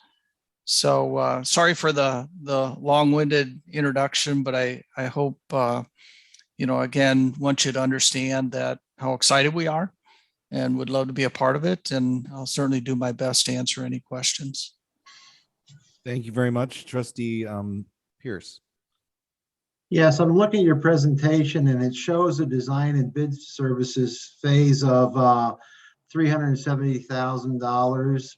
Plus, then you have a whole list of hourly rates. Is there the hourly rates on top of the 370, or is it 370, or how's this costing the village in the tax? We work, just so you know, Trustee Pierce, there should be a engagement letter in your packet where we worked with Strand to reduce the scope of services to about 330,000, which brings them, more in line with what we felt was a cost-effective number. So the proposal at this point is to engage with Strand at 330 for the scope of services that you see there. Okay, thank you. Thank you. Trustee Masek. I kind of got the same aspect when we get in engagements that all of a sudden it's 330, then it gets to be 400, then 450. Is it just 330, or where does this program end? It's a good question. We have, I think, right now I would say a very good idea. Strand, I think, has a very good understanding of this project and has scoped it accurately. We are proposing to put a do not exceed 330 on here. If there are undiscoverable things at this point in time that add to the scope, that can happen. With any project, there may be things we encounter that we did not scope at this particular point in time, which may be additional monies, but we will try very hard. And that's why we brought in Deegan and tried to learn as much about this property as possible. We're going to make every effort to stay on that 330 number, but I can't guarantee you at this early point in time before we have done any of the engineering or any of the geotech. So 330 could be 500. This is another blank check because we don't know the scope of it. This could be $1,000 because you're giving me something to vote on that may not be 330. It could be $500,000. No, it's going to be 330 on the initial scope. Any changes any substantial changes to the scope will come back to the board. Okay, but You're if it comes only authorized back to the board, are we starting from square one, or are we stuck in a contract? Because we're in a contract and we're sitting there going, oh geez, we're in this contract, and then we gotta finish the contract, and the contract costs us 20-30% more to finish it. So we get contracts that get out of scope and it costs us 30-40% more, and it puts a burden on the taxpayers. There's no end of the scopes. These are open checkbooks. The board is only authorizing 330. Any, we try very hard, like I say, is to scope these projects accurately. And this is part of the reason Strand stood out, is because we believe they provided a more comprehensive scope and had a better understanding. So the intent is to minimize any overages or any, coming back to the village. Nobody wants to come back to the village board and ask for more money. We try to avoid that at all costs. Jim, what was the lowest cost bid? $9,000. It was obviously someone who had no conception of this project. Somebody actually put up, RFQ and said they'll do all this work for $9,000. The high number was $425.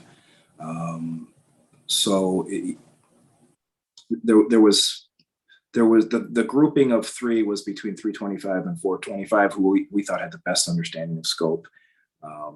And Strand worked with us to get more toward, what we thought was an accurate scope and an accurate number. And also to be the low, nearly the low cost alternative while being the highest qualified candidate. Yeah, Jim, I can add to that as well. And I appreciate the questions. We put together a scope based upon our experience and our understanding of the project, and those subsequent discussions that and information that Jim is providing us as well has helped to further clarify that. These fees aren't arbitrary. We shared with Jim how we had a very detailed scope and broken it down into phases. And what we did is shared how we assigned hours to certain staff members and that sort of thing, and really arrive at a number. And so again, they're not arbitrary. And I'll say too, throughout the course of the project, if we enter into a contract, we'll be keeping you, working with Jim to do what we call an earned value analysis. And it's it's an opportunity to see how the project's going and that sort of thing, and to make sure we're not going outside of our scope and that sort of thing. And the village is active, certainly in those discussions as well, and making decisions to, you would decide if you wanted to do extra stuff, it would be because you had information from a cost benefit standpoint and it added value to your project. But all of that is, certainly subject to the village's decision.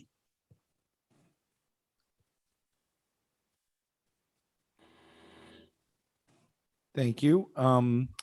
Trustee Peterson. I have no comments, Your Honor. Trustee Bluthart. Just thank you for all your work, and I have no comments. Trustee Berman. No comments. Trustee Dominiac. I don't have any comments on this. I think it looks really good. But I do have a question for the administrator. This references that they're going to be working with Lakota and with Deegan. Is that going to be another cost associated with this Yes. stage of the project? Yes. Do we have any idea what that is at this point? I'm working with them both now to present that to you at the next meeting. So it's going to be this 330 plus X. Okay. Yes. And then just, I understand that you're not to that point yet, but just a ballpark of when this starts, when is it done? Are you asking when are we finished with the engineering? Yes, what we're paying them for, Strand for, the $330,000. What's the timetable for this? So we're hoping to get some work started in 22. What would prevent us from getting it started in 22, which is? Permitting, we've identified the permitting required for this to be the longest lead time item. So if we can identify, if we could get it all permitted very quickly and get a contract, get the construction documents done, which I think is possible for a 2022 start. I think that would be our preference, would be to let one bid package and get a general contractor in here and turn them loose on site. If permitting lags, and we can identify early work, such as maybe some utility work or work outside of the channel is really going to be the real ball game on getting that approved through all the agencies. So we may be able to get some work done if we're not fully permitted to work on the channel. We might be able to do things that are not in the channel, undergrounding utilities or things like that to get started, maybe environmental work as well. And then if permitting lags a little bit, maybe the majority, I'm really envisioning of the majority construction to go in 23. But I think by, late, sometime, summer to fall, Mike, correct me if I'm wrong, I think the engineering effort will be well on its way. If not, we're out for bid at that point. Yeah, I would agree. Oh, go ahead, Mike, sorry. No, I'm sorry. I was just going to say I'd agree with Jim on that. I mean, we've got an approach put together here, so we're really trying to accelerate things to get the permitting applications in as quickly as possible, and really try to take that off the critical path, if you will, so that we can get started here. But I would agree. I think it's in everybody's best interest if we can get things wrapped up here preferably in the summer, late summer of 2022. Isn't that predicated on a final design? Or is that a chicken and an egg thing? No, this is the final design. That's where we're at right now. This will establishing the final design, taking that concept and doing everything we need to do to turn it into a constructible, definable project. Something that we're specifying exactly what is to be built and where it's to be built and what it's made out of. So I apologize. I'm a little confused here. So when you presented that, it was a concept and you said you'd come back with a final design. Now you're saying there is a final design. So where do we go from concept to final design? This is, you have a concept. Now we have to turn that into a design that can be permitted and put out for bid and built. So that's we need to finalize that design and improve that design that's going to be permitted and built. Because right now we're just at a concept. Well, yeah, we will come back to the board. Let's say at 30%. I think we talked about, at 30%, Mike, us coming back to the board with, here's where we think we're at with this is a constructible project. Here's the actual, I will say at 30% design, I think we had scheduled to come back to the board and say, here's where we're at. And you'll have a much better idea at that point of having what we think this is going to cost and what is actually to be built. Correct. Okay, thank you for that clarification. I think that as we're going through this process, we've got a big piece of property with a fence around it. We have an opportunity to continue to communicate to the residents what's going on. So I think we have to, I'm not saying we do this now, but we have to start thinking outside the box around how are we best going to visually show people that there's progress happening there. Because from my perspective, if people hear that, well, you're not going to start digging until fall, winter of 22, people are going to say, what are you doing? So somehow we have to get really good at continuing to update the residents, whether it's some kind of a thermometer drawing over there or something that communicates that things are happening, because otherwise people are going to think, there we go again, nothing's going on. So that's all I have to say, Your Honor. Thank you. Your Honor, can I follow up? Yeah, Trustee Pierce. First of all, I just want to touch upon Trustee Berman's question because I didn't fully understand the ramifications of it or where it was coming from, where she mentioned that the Lakota group and the Deegan group would be involved in this, so there'd be extra cost. And Jim said that's being negotiated right now. What are That we? was me, Trustee Pierce. Oh, that was you, Trustee Dominiac? I'm sorry. Right, I wanted to get a better understanding of the full scope of this phase, and we don't have the information on Lakota and Deegan yet. Right, and I was trying to figure out what they were doing as part of this to add extra cost in. So Lakota will continue to be on the project team. The civil engineers are real good at, designating which soil needs to move and foundations and how do you support those and putting elevations and locating utilities and all that. But the Lakota group will be, they'll be doing the actual landscape architecture They're going to be probably designating materials, helping you select, what things look like out there. We don't know what the lighting look like. We don't know what the benches look like, all the site accoutrements, and what exactly does that playground, what does that entail? Right now, it's a concept of a playground with a few features shown, but nobody knows what those features are. So Lakota will be active in selecting those features and specifying what exactly does this property have in it. We have a visual representation of what it could look like at this point, but that hasn't been refined to the point where we know what the final design is specific. So essentially, the Strand group is going to do the recipe for a cake, and then the Lakota group's going to put the frosting on the cake. I don't know if I'd put it in those terms, but we're going to need a site designer to help us. I think, you have maybe somebody that can build you a house, but then you have a decorator that helps you decorate the house. So you can maybe think of it that way. All right. My other comment is I noticed in the proposal that there's a construction phase also that they want to negotiate to oversee the construction phase. So if we're not happy with them during the design phase, that's where we would have an opportunity to split off from them and go with a different group to oversee the construction. Yeah, I guess that's a possibility, but that would be, to me, there would be something catastrophic would have to happen.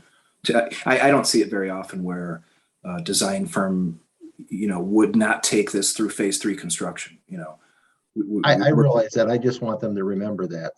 Oh, okay, I understand. Understood. Thank you. All right. You good, Trustee Pierce? I'm good. All right. Trustee Masek. Oh, I don't know if you're talking, but cannot hear. I'm good. All right, you're good. All right. Thank you. Trustee Peterson. No comments, Your Honor. All right. Trustee Bluthart. No comments. Trustee Berman. No comment. Trustee Dominiac. I'm good. All right. Roll call, please. Pierce, Aye. Mason, Yes. Peterson, Yes. Bluthart, Yes. Berman, Yes. Dominiac. Yes. 6 voting yes, 0 voting no. Motion carries. Thank you. Thank you. All right. Next item number 11 is consideration and approval of a resolution authorizing and approving the transfer of certain real property from the Village of Antioch to the Township of Antioch, County of Lake, State of Illinois, resolution number 21-90. I'd entertain a motion in a second, please. So moved. Second. Motion, Trustee Bluthart. Second, Trustee Dominiac. No. Oh, second, Trustee Peterson. Who is presenting? Your Honor, I think I would be presenting Okay, this. all right, thanks. Thank you, Mr. Durkheim. So I know there was some public comment on this, and if you'd like, I can maybe touch on some of those concerns that were raised, if that would be the board's pleasure. Yes, please. So I don't know of any, I'm unaware of any restriction the village would have from transferring this property. There is no other agency involved. The village has a parks department. I think the original intention for the purchase of this property was for an aqua and rec center. That's, in recent times, there has been really no identified use for this property once we decided to put the aqua center where it is. So then there are no covenants, that would restrict us from disposing of this property one way or another. Although it is true, we could put the property up for fair market value and get money for it. Part of the equation, I think, in this is kind of looking at the big picture and the way services are delivered, not just in the village, but township wide. Part of the equation would be, and let's take senior services for example, but there are other services that would be delivered to village and township residents out of a facility being contemplated by the township. But senior services, let's take that for instance. The village pays, and it is part of the equation here because there is conversation about the consolidation of senior services into this facility. And, that would relieve the village of a cost. As you know, Dolly Spearing funds are depleted or will be very shortly. And either if the village stays in the senior business, there'll be a cost currently. That's about $200,000 a year. So you can kind of, I guess I'm suggesting that you think about it as, in one way we are maybe missing an opportunity for, cashing in on this, so to speak. But in another way, if you are consolidating services under the township's umbrella, you'd be saving, hundreds of thousands of dollars throughout time, each and every year, in not providing certain services that would be consolidated. And really the genesis of this project, I think one of the comments was, well, why in this location? Well, it's really for the township, to speak to, but I have been privy to some of that conversation, so I'll share it with you. The Antioch Township Center today is in Lake Villa. It's as non-central as it could get. This may not be ideally central in the exact heart of Antioch Township, but it's much more central than its current location.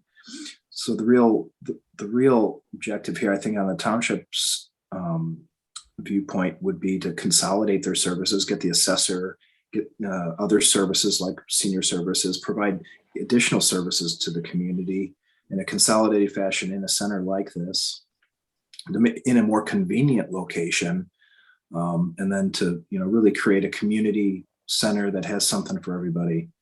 That becomes really a community asset or a commodity for a community. So that's really what's driving, from what I understand, the township's, rationale to do this. The plans will have no direct access into Windmill Creek Arbor subdivision. The property has some natural landscaping, vegetation, berming and whatnot, which is intended to all stay in place to screen a center like this and create as little impact as possible to the Arbors subdivision. There will only be one direct access, or they may want two accesses to North Avenue, but there'll be no access into the residential subdivision. And I tried to touch on all of the things that I think were brought up in comment, but those were the main points, I think.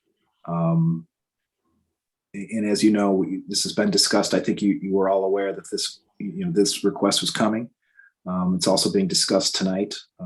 The township is in their board meeting, discussing this as well. So, the idea here is to consolidate services into a facility on that property to be used for all of Antioch, including, as you know, all village residents are also township residents. So this is, to benefit everybody in the Antioch greater community.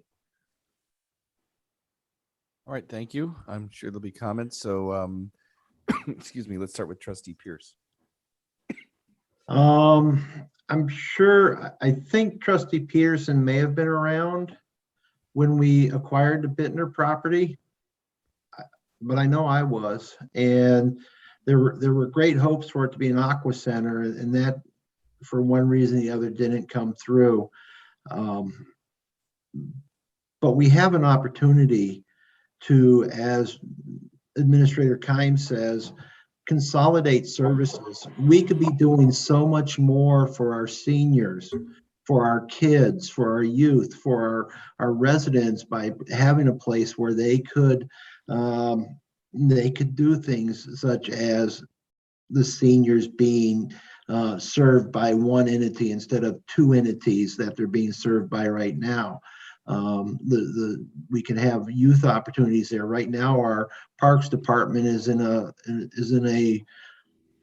house that was remodeled to make it a Parks Department. But if the Township Center has a gym or a baseball area or basketball area or something, or activity areas, we could work with them to make more youth activities available to our youth.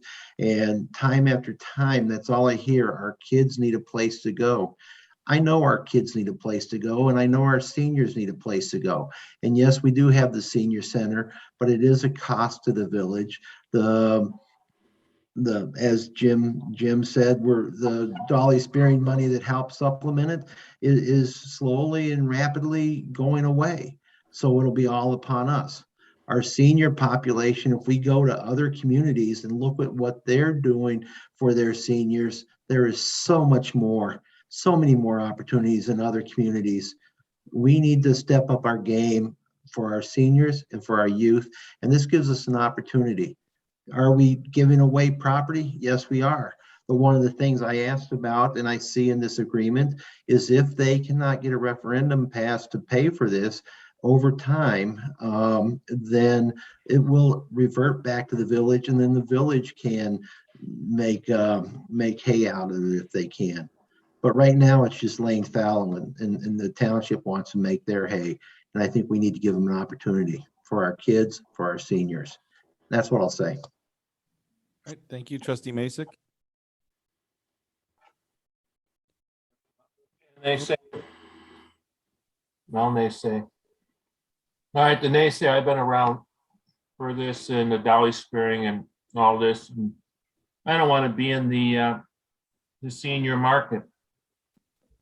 We got a cost of, we're giving away property, but everybody forgets about the property that's behind the fire department there. What are you going to do with that? That's a property that if you want to sell it, that may be a trade-off for giving property away. So giving something to the township to give better service to the seniors, people forget about what we have that's going to be an empty building that we could sell. So senior services cost money. I don't think the village wants to be in senior services and fund township people to come to the senior center. Township should be doing senior services. So it makes sense to give everything over to the township, let them run the business, give them, and we got a building that we can decide behind the fire department, police station, what happens to that building. We've been in it too long. It's been, here it comes up, senior services, what's going to happen with that money that's, I don't even know how there's even money left in that fund, but it's barely there. So the sooner we get rid of that and give it over to township, the better the village is going to be. All right, thank you. Trustee Peterson. Traditionally, government agencies do not duplicate services. So, but right now that's happening. The township is providing senior services, and so is the village. And it's not a good thing. We do have a piece of property, and yes, I was on the board when we purchased that property. And it didn't work out. And the Aqua Center did not work out. And as Trustee Pierce said, it's been sitting there.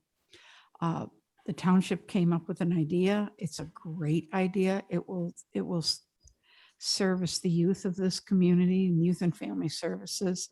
It'll service the seniors. It'll service the teens, which is, they can have a cooking club. Other communities do this. They have homework help for kids after school. They have computer labs for them. It keeps them off the street. It gives them help and tutoring situations. There's so much that can be done in the community center. And I applaud the township for wanting to take this on. And I, for one, am all in favor. I'm all in on this. All right, thank you. Trustee Bluthart. One of the primary reasons when I was running for office was to make sure that government agencies cooperated with each other and worked together. And this is a perfect opportunity for that. Now, my biggest concern giving away property was that if the village was protected, if something didn't happen to that property, and we've done that. So under this circumstance, being that we're giving away the property, but what we're gaining if the township does what they're talking about doing is so impressive and such a great advantage to the residents of Antioch that it makes sense. And if for some reason it doesn't happen, we get that property back, as I understand it, and then we can look at what we want to do with it as a village. So I'm all in favor of this transfer at this time. All right, thank you, trustee Berman. I don't know what else there is to say. I feel like everything's been covered. I'm definitely in favor of this. Thank you, trustee Dominiac. Yeah, I think it's a great idea as well, but I do have a couple questions. Is my understanding that when this property was bought, there was a grant that was used to offset some of the, I've always been told that because whenever I said, hey, why don't we do something at the Bittner property? We can't, it has to be a park because of the grant. Was it an OSLAD grant? The Oslo grant was for the Osmond Park Well, on the I don't other know, side. anytime I've ever said, like, 'cause at one point I said, well, maybe we should put Public Works there. Well, we can't do that. It's gotta be park. So somebody gave me, as my old boss would say, bad dog food, but that's okay. Do we have still then the responsibility and ability to review their site plan because it's in the village? Yes. So they would have to go through the same process as anybody else? Yes, it's in the corporate limits. So yeah, they'd have to go through the site plan review process. And do we want to put anything in here that shows that it's to trustee Bluehart's point, like a partnership around things like programming, use by other entities, building design? Do we want to put anything in here about working collaboratively on that? Or are we just going to say, here's the property, go have a good time and come back to us with your site plan? If we don't like it, well, then, we can negotiate. But wouldn't it make more sense to kind of throw something in here or put something in here that speaks to developing the property together? I don't know, I just tossed that out. Seems to me that would make sense, but. I think I'll try to address that. I think at this time, the township would be ill-advised to move forward without some certainty that they would control the property. But I think to address the points you just brought up, which are good points, I think there's going to be an IGA that follows here that may stipulate the cooperation that we will have if we play a role in programming seniors or teens or whatever it is. I think it may be focused more around seniors and disposition of Dolly Spearing funds. If those are to follow the senior services, which they were intended to do, but that would be an opportunity, I think, in the upcoming months is to, get an IGA with the township to talk about that kind of stuff. I don't know if it's appropriate in this particular document.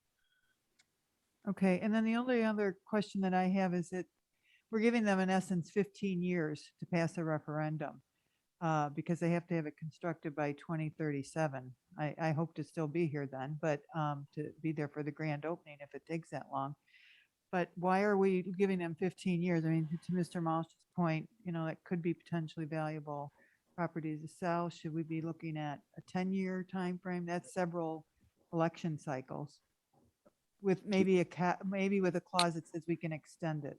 I have a comment on that too, because that was one of the things I would like to address, especially ask for board approval to add this before, if this passes, before I sign anything with Tom, in that reverter clause where it says, if nothing's done by 2037, it would revert back to the village. That seems like a long time to me. So I would like to add language to the effect of, or upon determination by the township that the project will not commence. So we don't have to wait that long. So whether they choose not to go forward with it, they choose not to, it doesn't pass or whatever they end up doing, I don't want to have to wait 15 years, like you said, to get that property back. So Because they're going to have to go to referendum, right? however they're going to fund it, that's a township deal. But I just don't want it sitting there.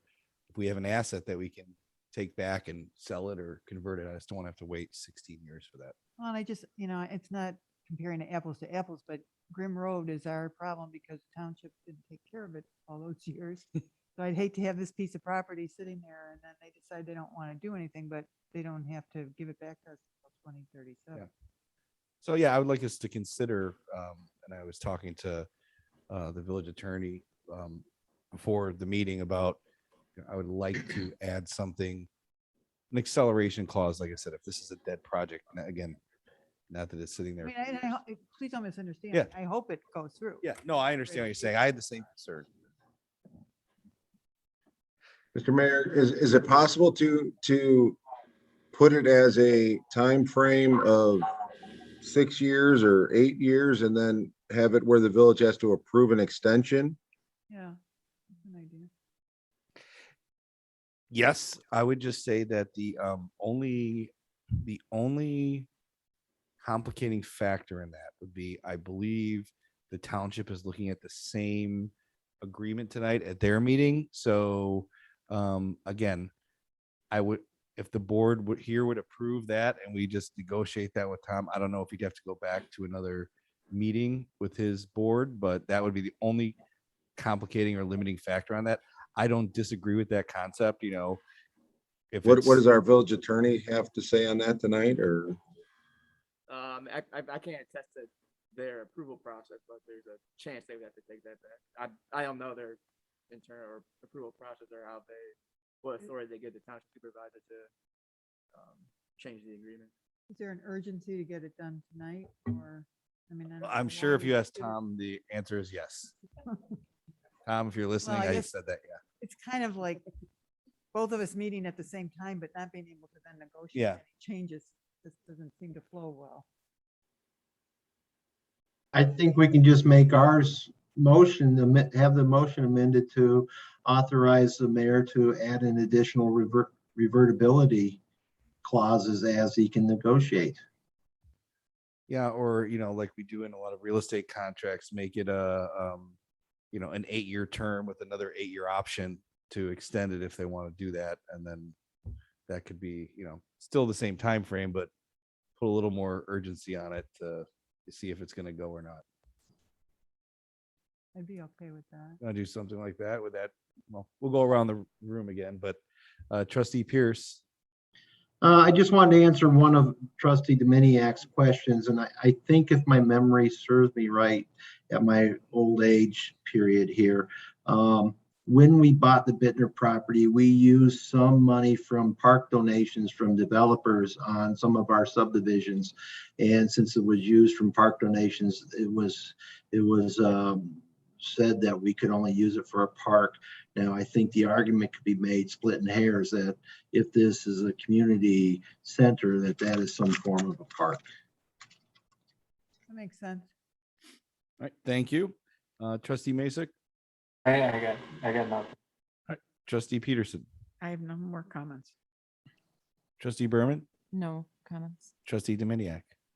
Okay. Oh, sorry, Brent. I didn't. Yeah, just forget about me down here in Florida. Sorry That's about okay. that. Hey, you're sitting in the Lanai. We're here in the cold. All right. I know, I'm sitting out here in Illinois enjoying the nice Yes. weather. I apologize to all of no, my only concern would be is the time frame is, I'm all in favor of the project, but if they cannot get it done, that we get it turned back to us in a reasonable time. 15 years, 20 years seems too far, but I'm in favor of the project. Sure. Okay. Thank you. Trustee Dominiac, Trustee Berman, do you have anything? No. Okay. Trustee Dominiac? Just to clarify, I think this is a great project. So I don't want anybody to think that because I'm raising these questions that I'm not supportive of it. I just want to make sure we're protecting the village. But that's it. So, based on the discussion, I don't know if we have to amend the original motion, but I would like to ask that we amend the agreement to make it an 8-year term with another 8-year option, plus the caveat that if they determine that the project is not feasible, that the property immediately reverts back to the village. So do we need to revise the motion on that? Yeah. Trustee Bluthart made the motion. Trustee Bluthart, would you support that revision with your motion? Yes. And Trustee Dominiac, I'm sorry, Peterson? Yes, I'll amend my second. Okay. All right. All right. Roll call, please. Pierce, Aye. Masek, Yes.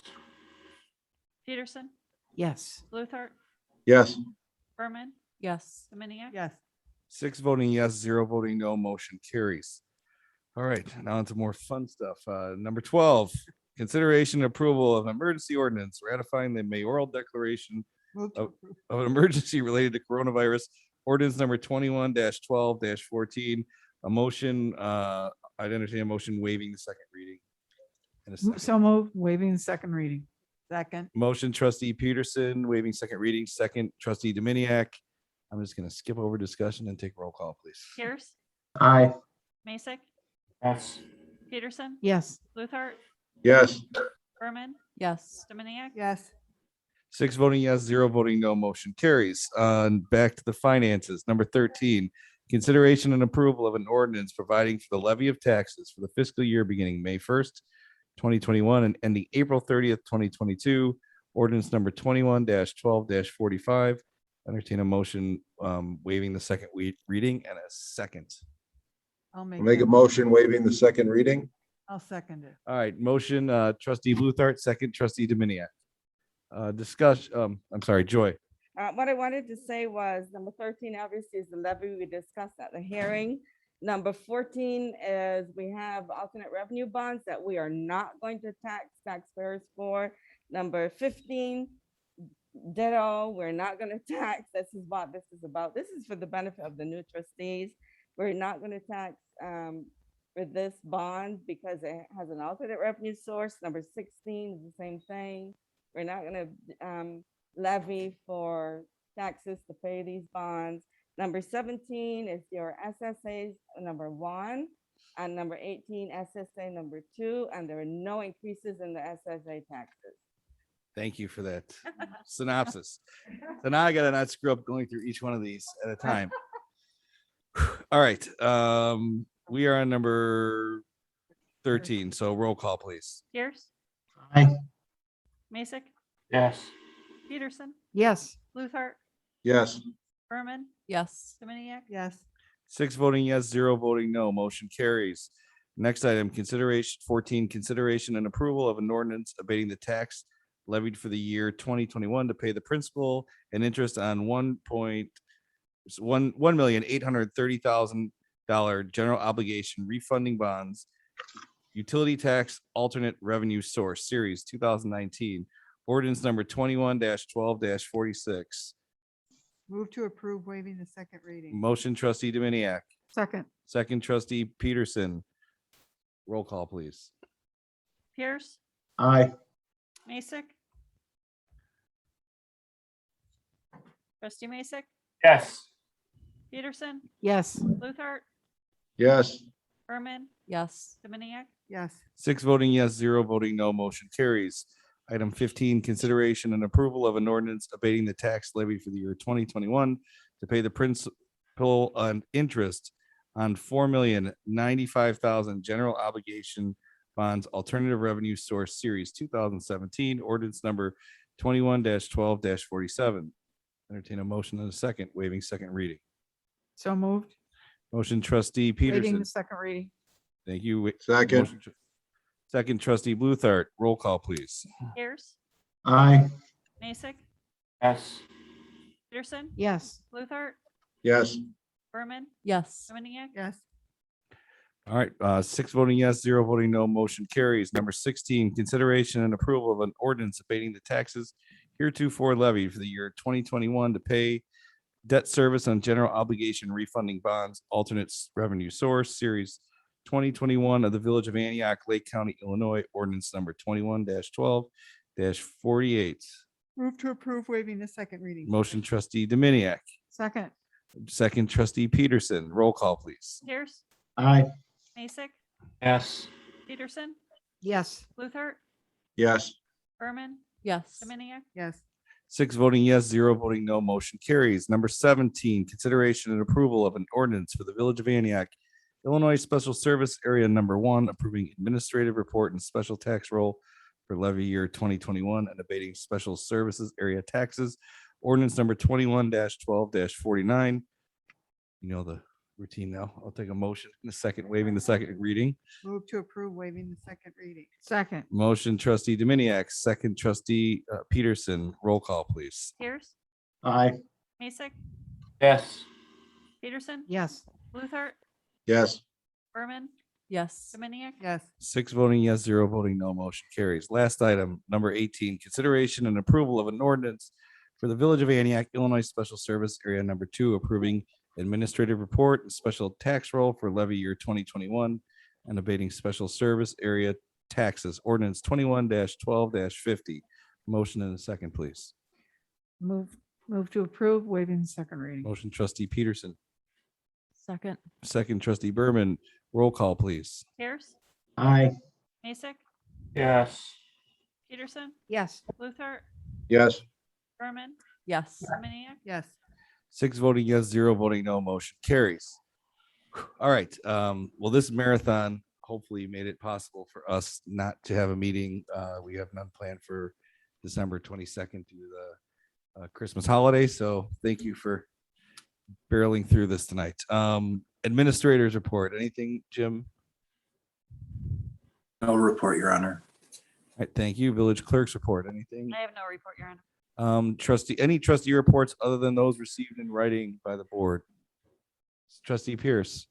I just want to take one moment. As everyone knows, one of our former police chiefs passed away this week, and I just want to put in the record that he passed away and that his services were appreciated. All right, thank you. I appreciate it. And then one little thing I would say, why don't you plug your sailor's dinner real quick? On Saturday night, we're going to have a sailor's dinner. I hear that Santa Claus is going to show up. There'll be 250 sailors there. I got a phone call from the base today asking me if we had room for more. Unfortunately, due to transportation, we don't. But I want to thank publicly everybody who's donated and everybody who's volunteered. We had an overwhelming response of volunteers. And at one point, I was worried we'd have more volunteers than sailors, but we're close. And I thank everybody. Thank you. Anybody else want to share anything report wise, trustees? I just want to ask a question if I could. We talked about Lakota Group focusing on Pittman property. While we're going through this process of the engineering, we also hired Lakota Group to help us with some things for downtown. Maybe at the next meeting, we could talk a little bit about what they decided or recommended we do downtown and have some discussion about moving that forward, because we're in a kind of a gap time right now that let's keep pushing forward on that and maybe having some discussion about Top Street and what else we want to do in from an economic development. Sure. Yeah. Absolutely. All right. Thank you. Anything else? Scott, if I could say, Yeah. I'd just like to say, I'd like to thank everyone from the village and the village board and residents for reaching out to me as my mother passed away in the last few weeks. I'm not in attendance there today because I'm down here dealing with our newest resident, my parents' dog Buddy, who will be our newest Antioch resident in a few weeks. And I just wanted to thank everyone for their concerns and reaching out to me. Thank you. Absolutely. Thank you. So I would like to entertain a motion to move into executive session with no further business to take place after executive session to discuss property acquisition. And I think that's it, right? So I'll move to go into executive session to discuss property acquisition. all right, motion trustee Dominiac, Second. second trustee Peterson. Roll, please. Pierce, I'm on mute. Aye. Mason, Yes. Peterson, Yes. Luther, Yes. Berman, Yes. Yes. 6 voting yes, 0 voting no, motion carries. We're in executive session. Thank you.